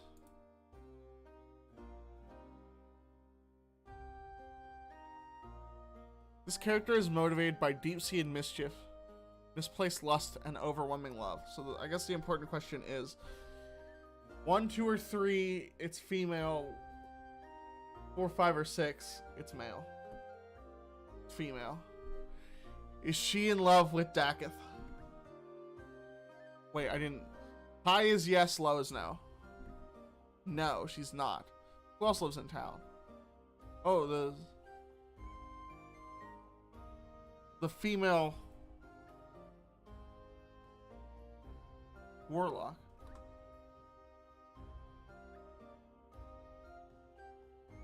High is yes. No, she's not in love with her either. She's in love with someone else. We don't know who. Dragonborn blacksmith who makes Daketh's arrowheads is in love with a man. High is yes. A man. And that's a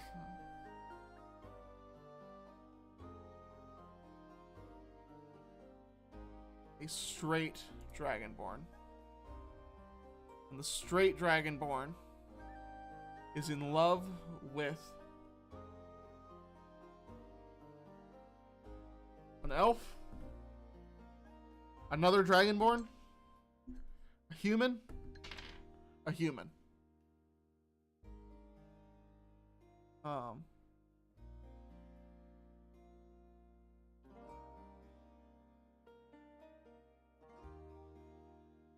Edwin Lyford. And he must be like no good.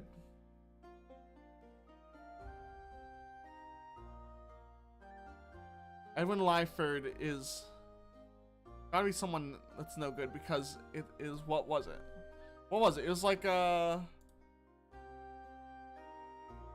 misplaced lust and overwhelming love.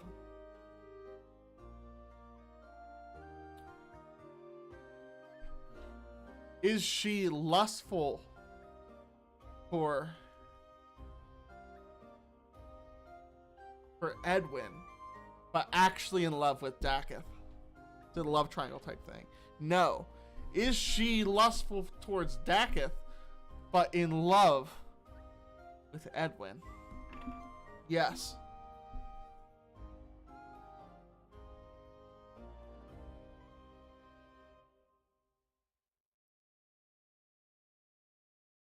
Is head over heels in love with Edwin Lyford, but has attraction towards Daketh? How else does it describe her? She is deep-seated mischief, but it has an attraction towards Daketh's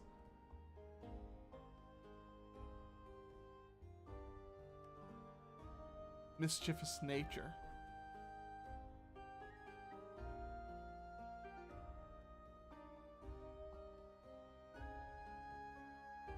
Mischievous.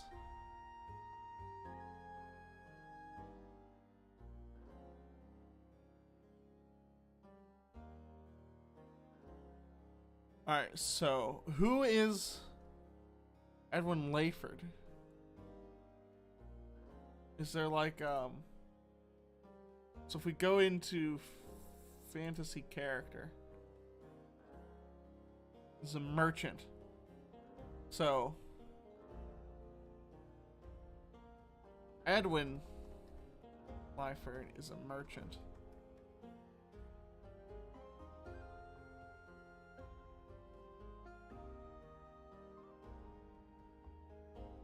When determined that he's a human. What is his motivation? We already know that they have a thing, so we're going to ignore it if it says he has, like, love for someone, and we're just going to say it's her. Unless something weird. Alright, so ooh, a merchant. I don't know if we care about all this stuff right now. Attitude. Moderately impersonal. That doesn't help us. We probably just want motive. Motive is pretty helpful. Character is motivated by misplaced pride, artificial impatience, and idealism. They're not entirely aware of all of these. So, really prideful of his business. But maybe it's not going as well as he thinks it is. Idealism.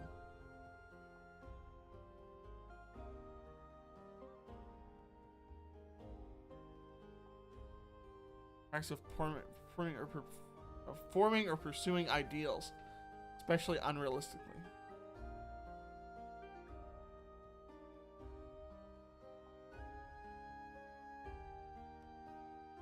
I don't know how we're gonna fit that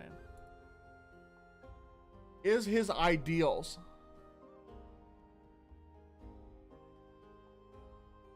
somehow hindering his business? He thinks he has this idea of what a merchant should be. But because of his ideals, his business is floundering. So what is it? Maybe he's like trying to be like charitable and sell everything for a low price by selling things for too low price.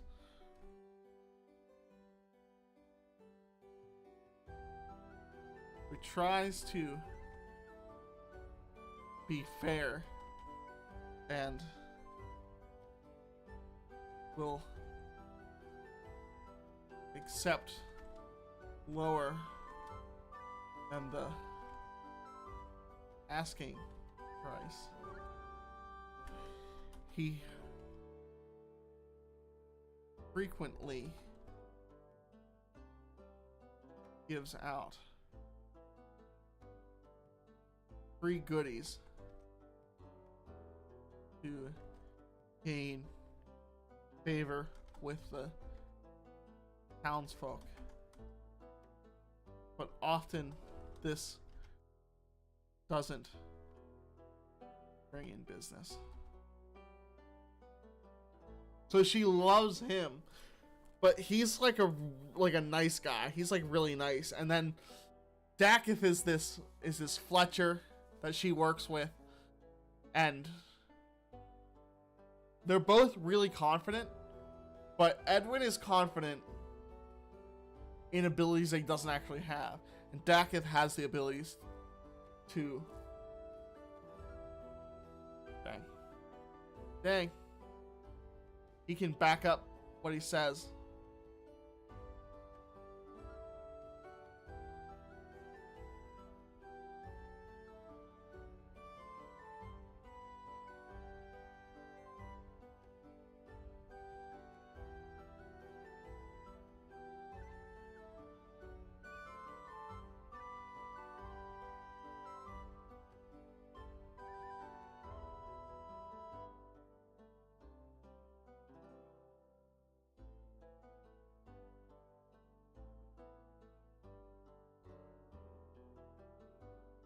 Edwin Lyford is a merchant human man, tries to be fair, will accept lower than the asking price. He frequently gives out free goodies to gain favor with the townsfolk, but often this doesn't bring in business. Despite this, Edwin thinks highly of his ability as a merchant, despite those beliefs being unfounded. Alright, so we have Basin Wood. We know a little bit about that. We didn't place it on the map yet. So let's do that.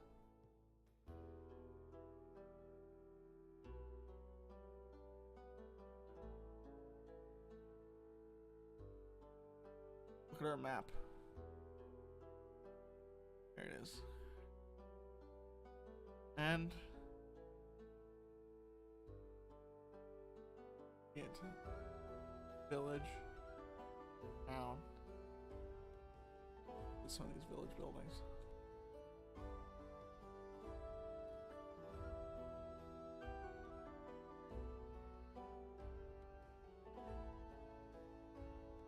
One like bigger building like that, and this is Basin Wood.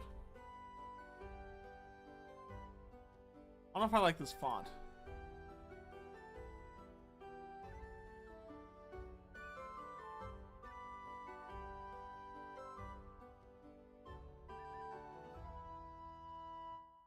Let's do that.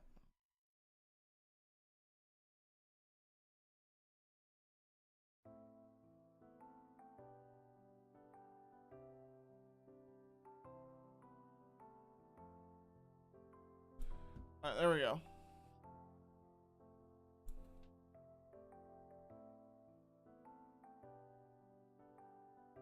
Let's do one more. We'll do one on this island right here.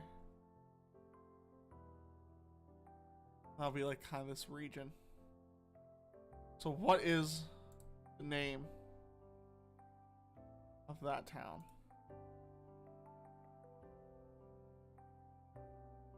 Or what is it like, first of all? Is it city? It's a large city.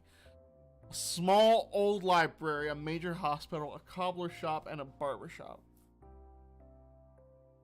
Okay, so a lot of stuff going on. It's stagnant. It's already pretty big.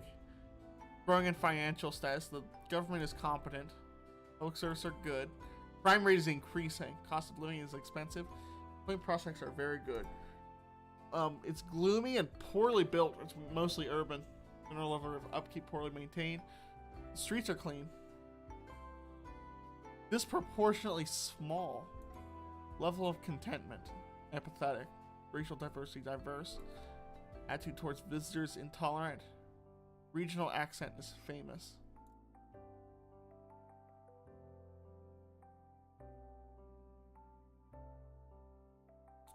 So the name of this city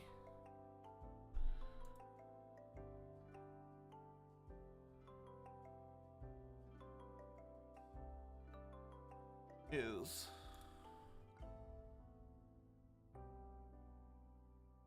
place names.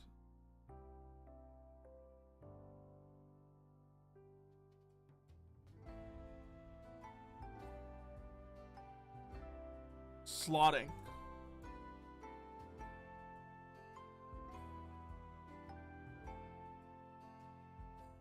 I'm just gonna put it on the map real fast.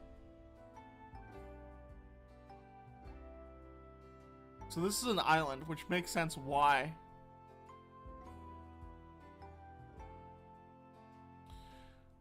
they have such a strange accent. Put some buildings around it.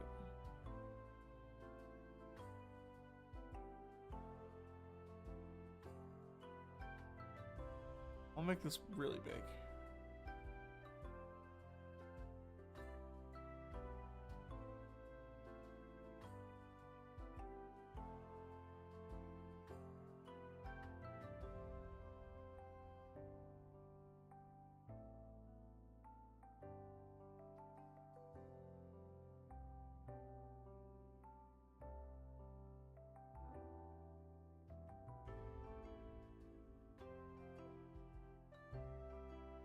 Tell you that in a second.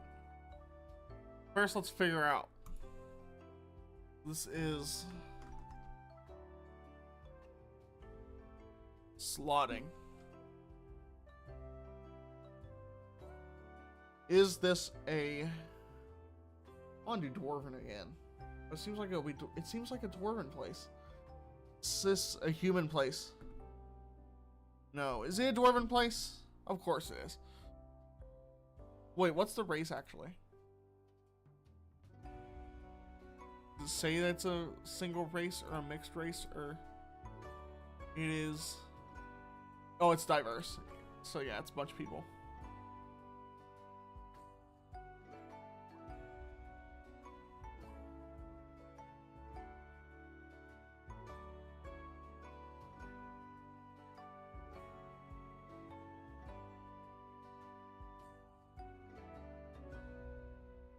Alright. And we got a whole lot of stuff. So we got to figure out, why is it so gloomy and poorly maintained, but the financial status is increasing? Local government is competent. Okay. So maybe it's because it's disproportionately small. Maybe there's like an upper class and a lower class, and there was a disease, and the upper class was able to afford, you know, just stay home, be quarantined, and get like proper medicine, and then the lower class just all died off. So now cost of living is high because you either live in the lower class area that's full of disease, or you have to pay for like a also medicine.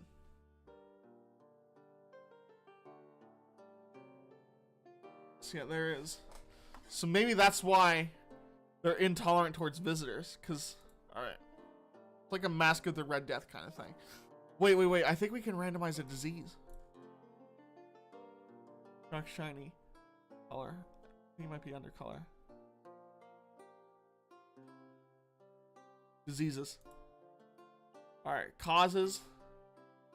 Caused by contaminated food. Muscle aches, disorientation, muscle spasm, blood in urine, moodiness, blackened flesh. It's like a necrosis.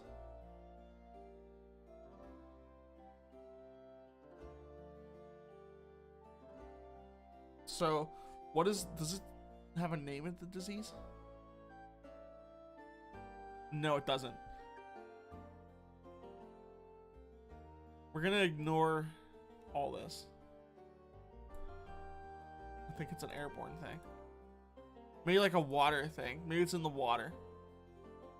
We're gonna go here. I think they probably have a disease name.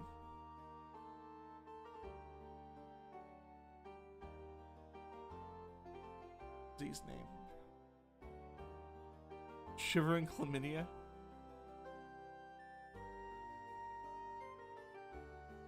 Rooster deficiency. Frying head. Witch bones. Zombie syphilis. Why do they have like actual disease names? Let's do disease names magical.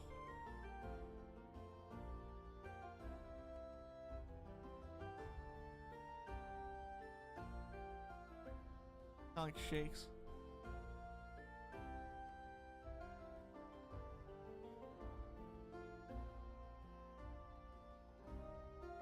Thrill shakes. How do you pronounce that? How do you pronounce this word?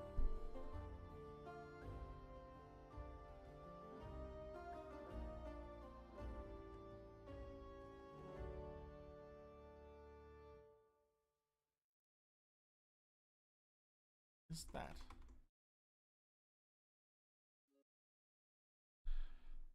something that is fragile, something that is light and airy, something that is from heaven?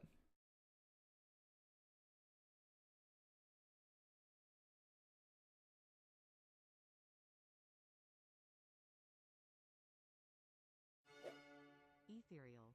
Ethereal. Ethereal. That's how you spell ethereal? Ethereal shakes. Alright. So ethereal shakes is a disease. So what are the symptoms it says? get muscle aches, disorientation, muscle spasms, blood and urine, moodiness, blackened flesh. So starts with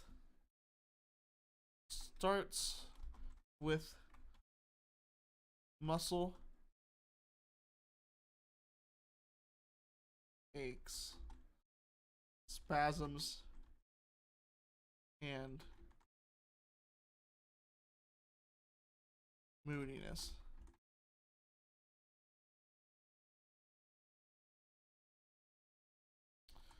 Then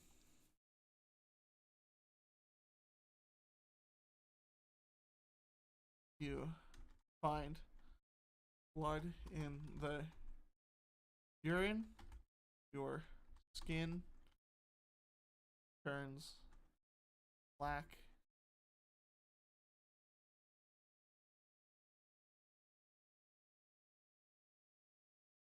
Not like a black person, but like an unhealthy person, like necrosis kind of black, like dark black, like solid black. My music stopped again. Can you pause? Continue watching? Yes. What is this? Get less vocals.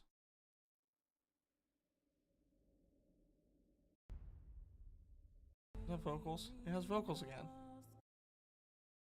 Vocals, particularly. There we go. That's better. Alright. Alright. You find blood in the urine. Get just orientated. Skin turns black. And your organs begin to fail. And it will be your kidneys and your liver. Yeah.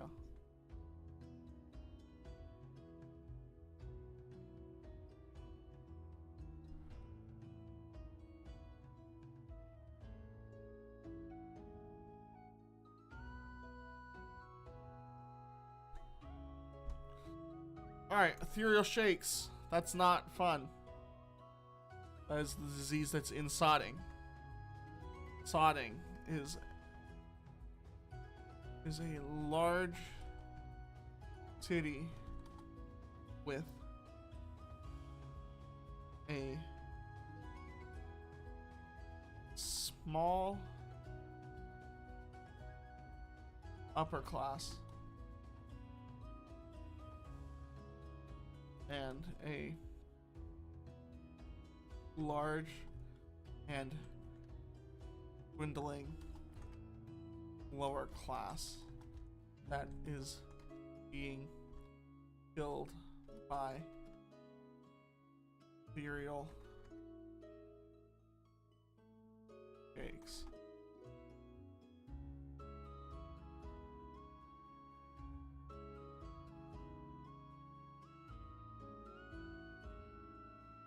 The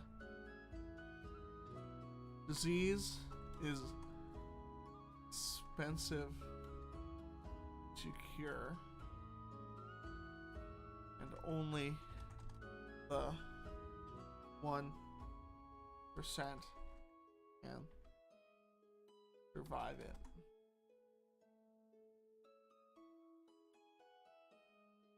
No citizen can leave the city, and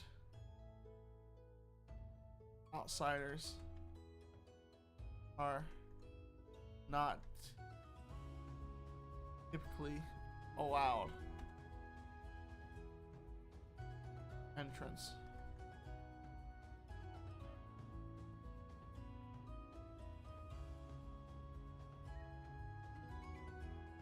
When an outsider leaves, they must be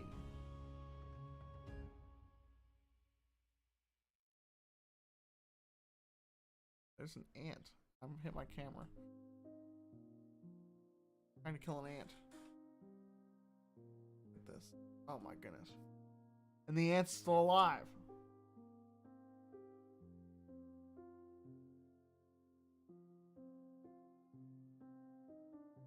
They must be quarantined. And oh, no ant. For a week. Before entering into society.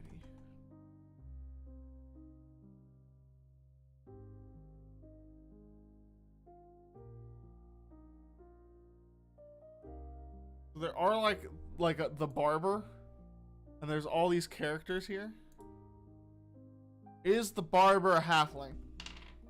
Yes, we finally have a halfling. Does this have halfling names? It's got to, right? It has a hobbit names, which is the same thing. Flavis Hedgehopper. This is the barber. Flavis Hedgehopper is a barber.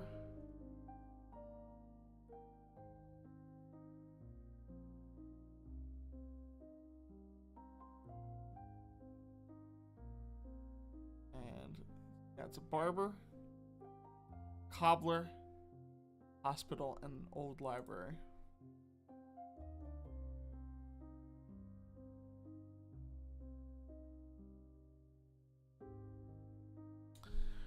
Let's learn about his character. Let's try and, oh wait.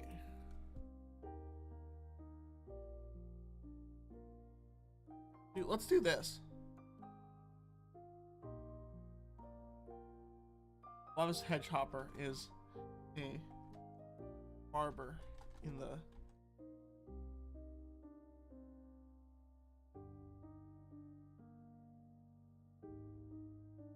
evil city of Slotting. It's called. Yeah. Generate text. He is an impudent, good-natured man, highly respected for his skills. He was later joined by Merlin and Hippomans as part of a kind of triumvirate of barbers. Similar to the courtesans of Cyrene. What is this?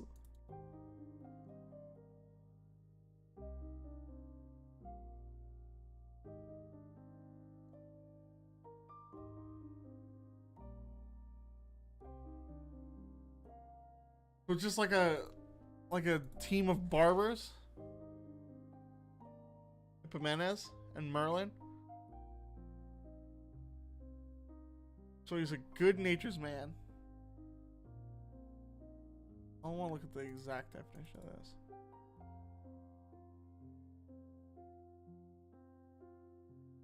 Not showing respect for another person. So what he doesn't, he's good-natured, but he doesn't show people respect.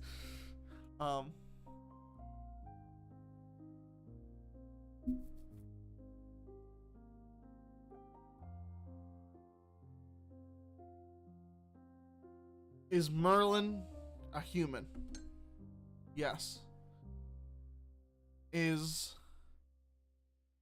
the other guy's name? Hippomenes, an elf. Dwarf. Gnome. Yes.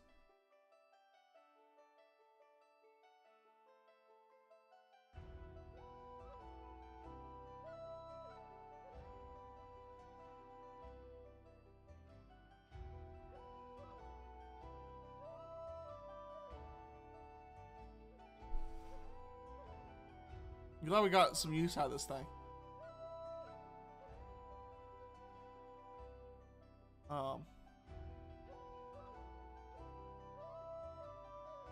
Jimenez.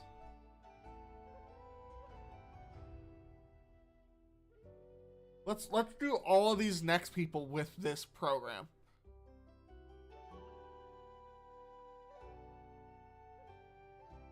They are kind,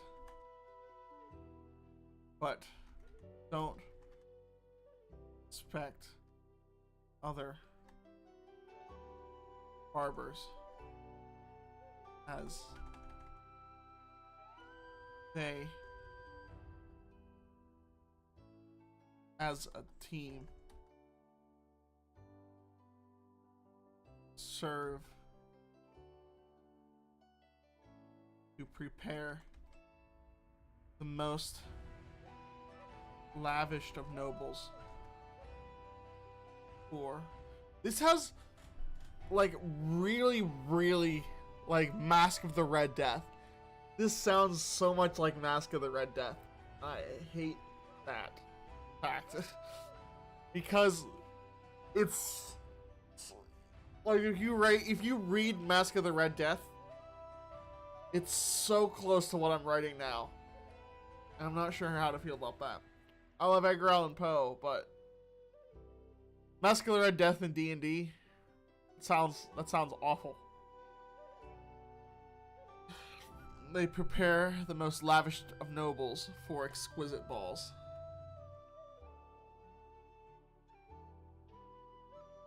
As they are truly the best of the best.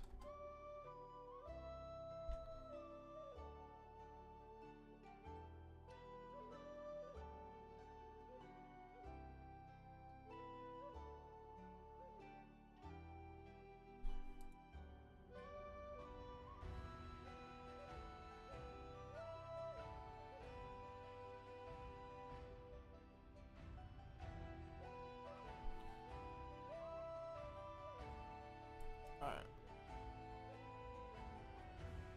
So there. I made Flavis Hedgehopper. And he works with Merlin and Hippomenes. And they're all barbers. Alright, so what else do we have on this list? An old library. So that's gotta be a major hospital. So we definitely need the doctor in charge of the hospital. And the old library is cool.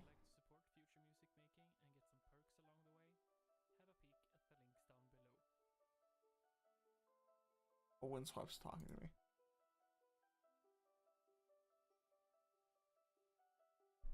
Thank you for making sweet music for me. Alright, so who is the doctor in the hospital? Is the doctor a human? Yes, the doctor is a human. So, let's do real names. We'll just, blah, blah, blah. I didn't click anything. Belarusian. Oh my goodness.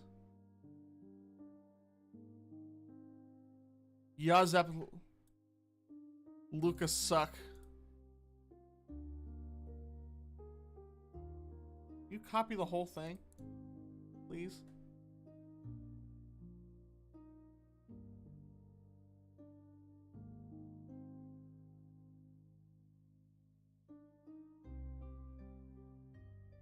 Copy it. Copy.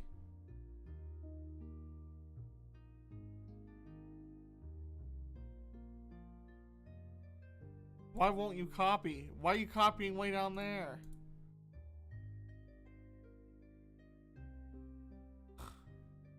And you know why the thing?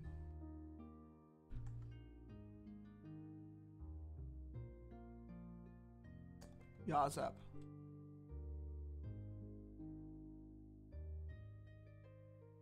I'm a human man who runs the hospital in which people are treated for cereal shakes.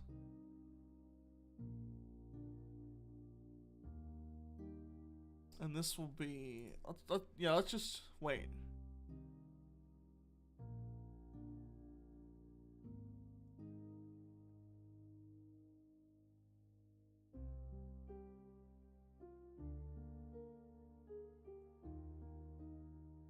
is the head of the hospital where people of city are treated for the terrible illness known as real shakes.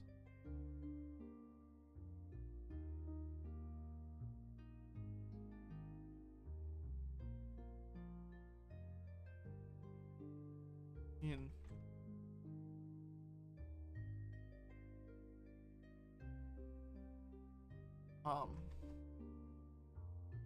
plotting. Alright, here we go. Since the beginning of the illness, the citizens of Slotting have been roaming in the streets, covered in patches of foam on their face, arms, etc. Although we need to know more about the doctor. We know more about the doctor.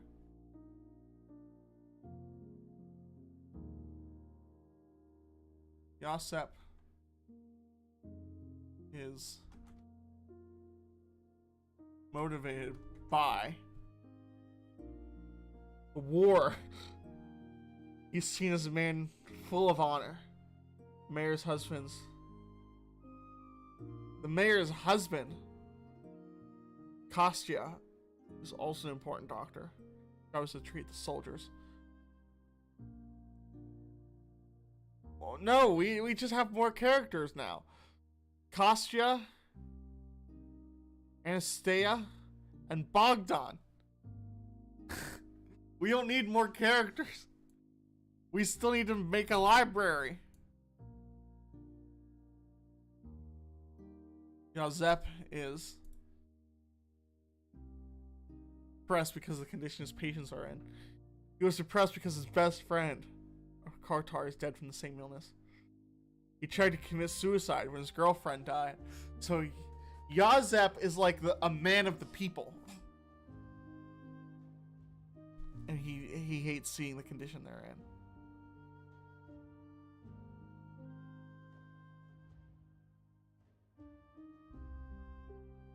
He feels deeply connected to his patients.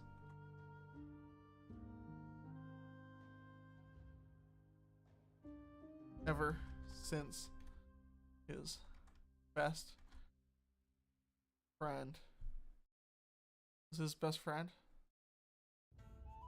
Yeah. Kotor.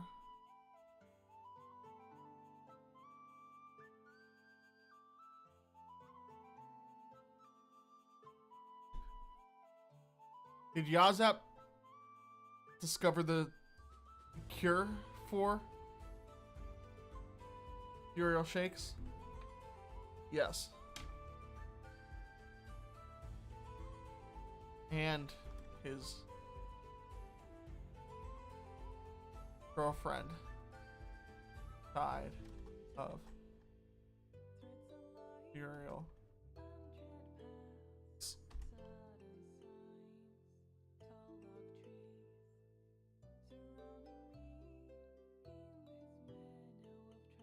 He invented the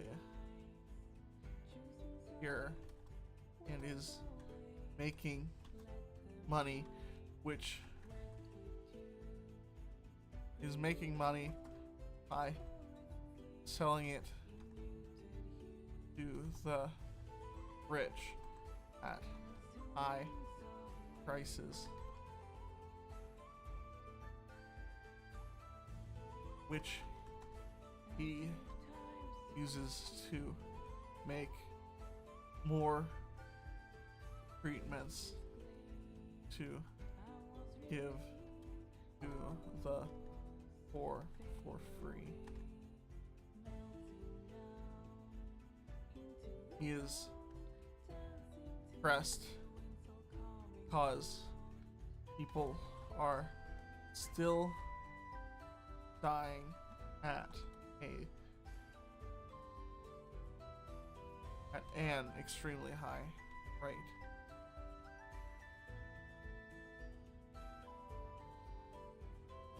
And there is nothing he can do to stop it. So now there's a library. Is the man in the library a human? Is he an elf? Yes, he's an elf.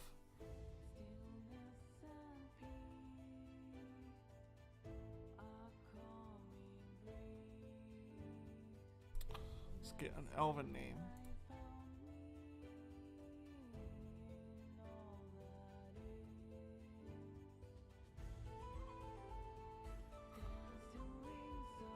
I like Haggis. Wait, is it a man? That's a man.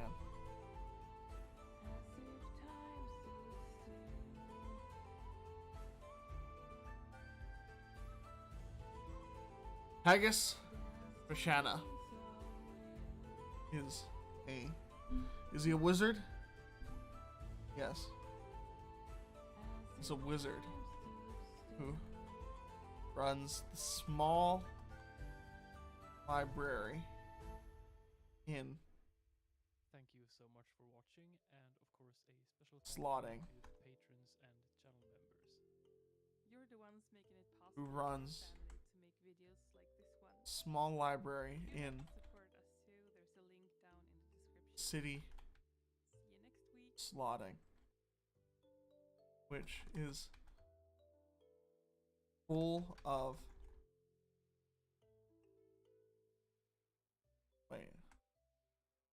library.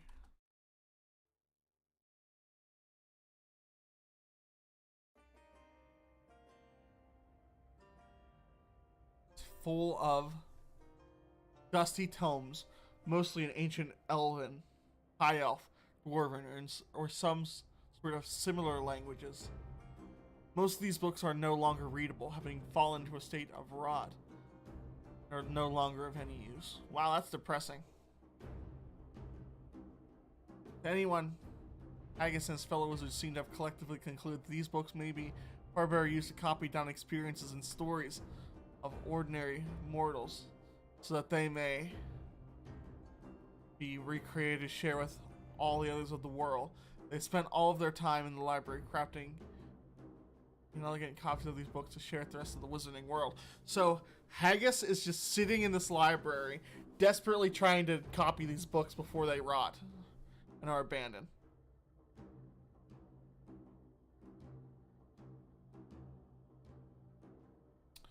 That's kind of cool.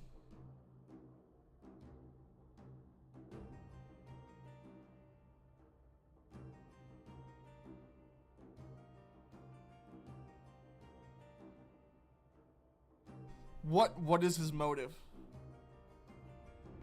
Maybe he's actually awful. Let's see if his motive makes sense. We randomize it. Motivated by wanderlust, loathing. What does he loathe? Wanderlust. Strong desire to travel.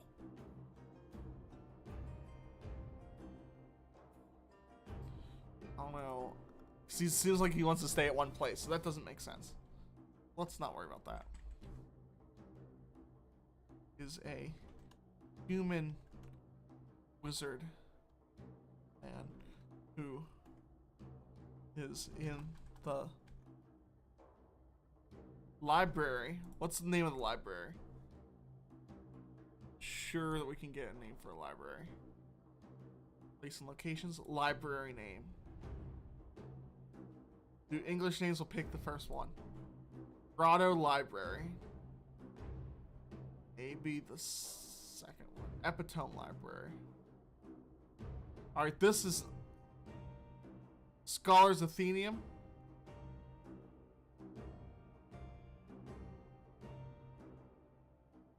Wizard Man, who is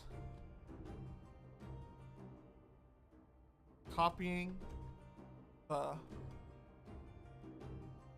rotting books in the abandoned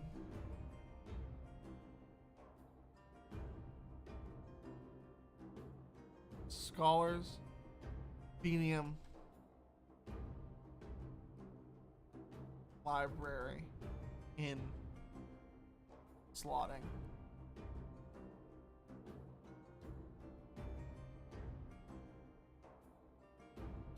We gotta get some kind of motive for him, I think.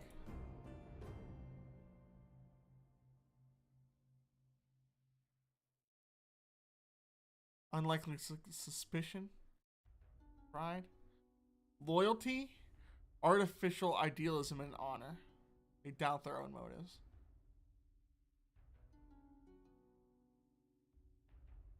I think he's loyal. Argus is loyal to the wizards and scholars of past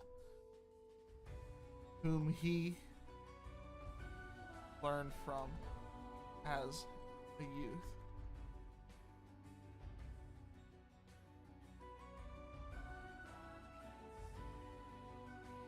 That is why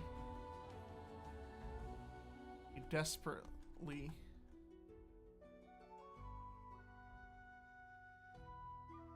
is trying to save their work before it is lost forever.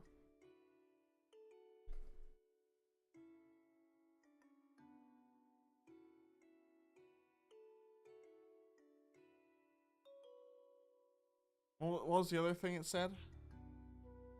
Artificial idealism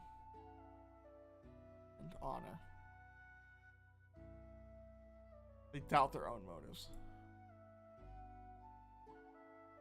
Why does he doubt his own motives? He often wonders if his true motive is based on his slipping on his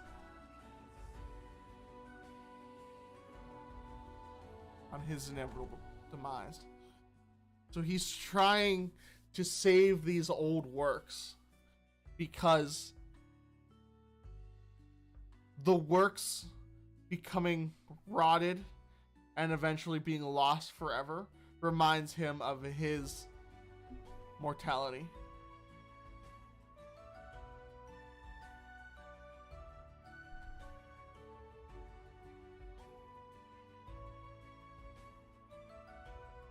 Are there any other major... I don't know why I just closed. Something not important. This is the main thing that's important. A cobbler's shop. I don't think I'm gonna worry about that.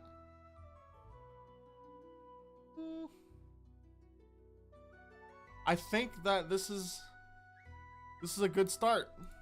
I will show you. Bam! That's not the map. That's green. Bam! Look at slotting. Here's what we're gonna do before we sign off. You're going to get some trees.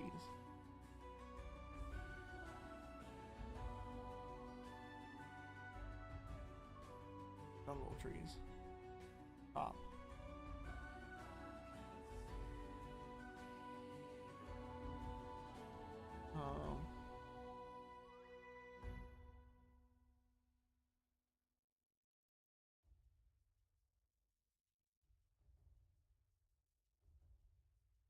Oop.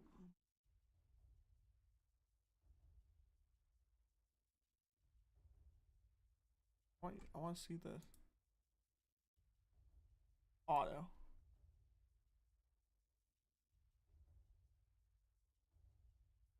Wait, area. Density. Oh, there it goes. Look at that. Even less density.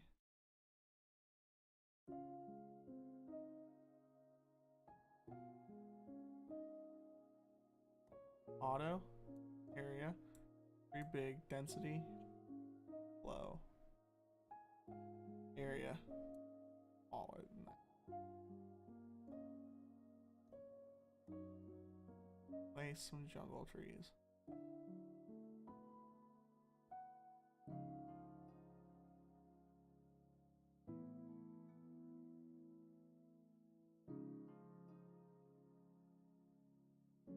Along here.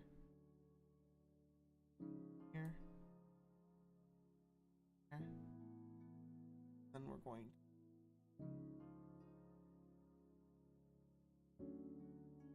bamboo. That's fun.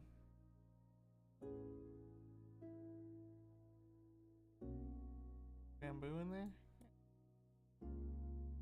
Make that smaller. Density up a little.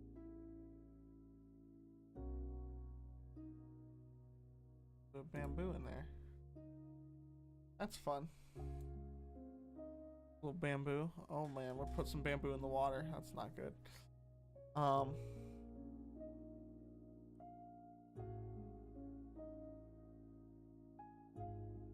Then we get into like more normal trees once we get down here, because this is where it's getting like older.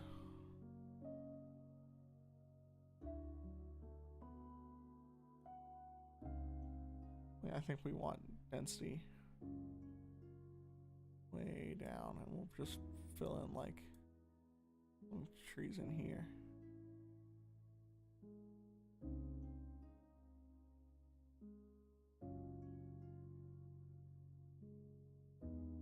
I want some pine trees.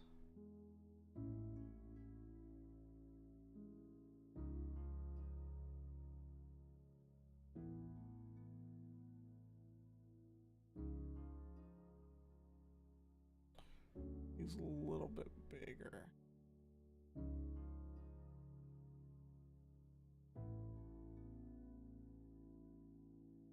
And let's turn the density up.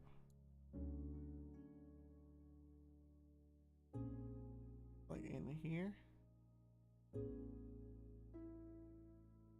Here. Put it in here. Gotta get those ones out of the water.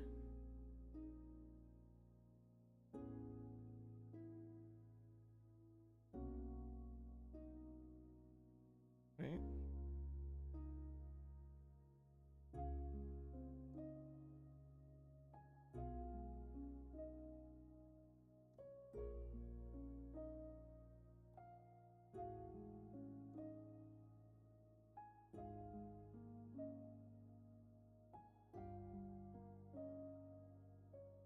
And here's what we do.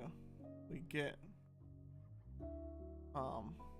in here, get some brown wasteland. All like that. Maybe not even, maybe that's, all right, let's see it. Parchment stain 3.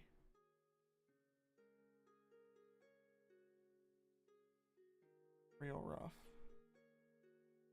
Pretty small size. Go around. Wait, we need more opaque than that.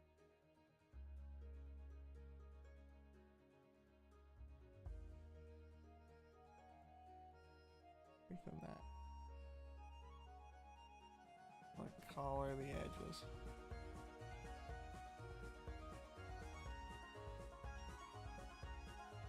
I think we might want like this instead.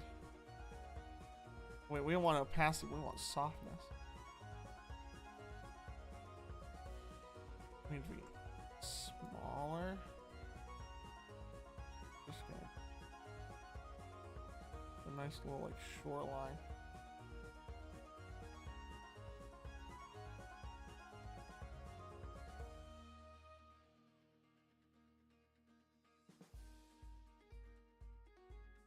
We want softness and opacity.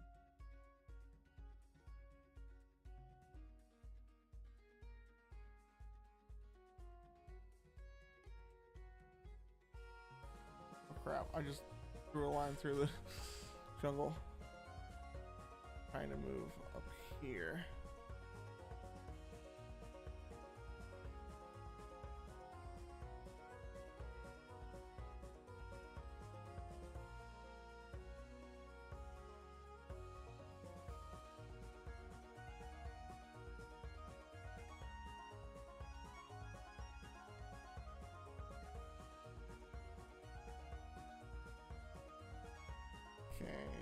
we'll zoom out and zoom in down here.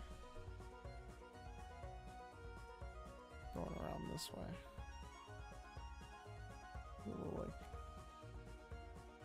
almost like a beach there. You know, I city down there next time on that like beach, like a little beach village, a little vacation spot. And we'll build around the city of Slotting. You know, I think Slotting has like a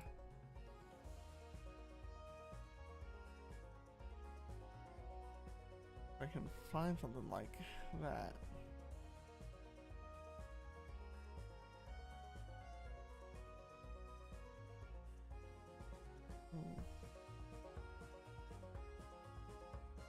Looks like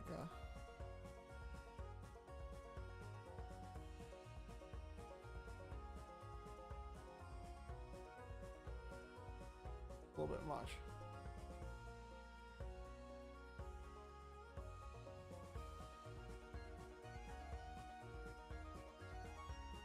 It's like a little bit of a deeper kind of grass.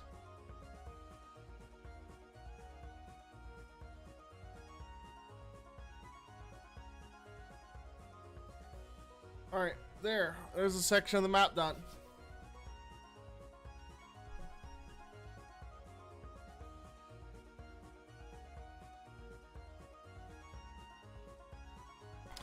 Very cool. What is that? Is that a little piece of land right there? Yeah. Look at that.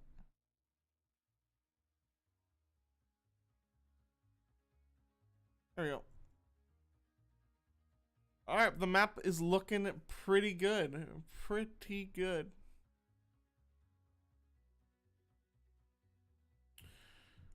Maybe put a town down here. Work on these cities a little bit more. Flesh them out. We need to put like taverns in there and like different characters. So maybe next time I stream this, we'll make like the tavern in like some taverns in each of those towns that you can visit, and we'll make some more characters for each of the towns because we kind of got an idea what each one are like. So thank you everybody for watching, and I'll see you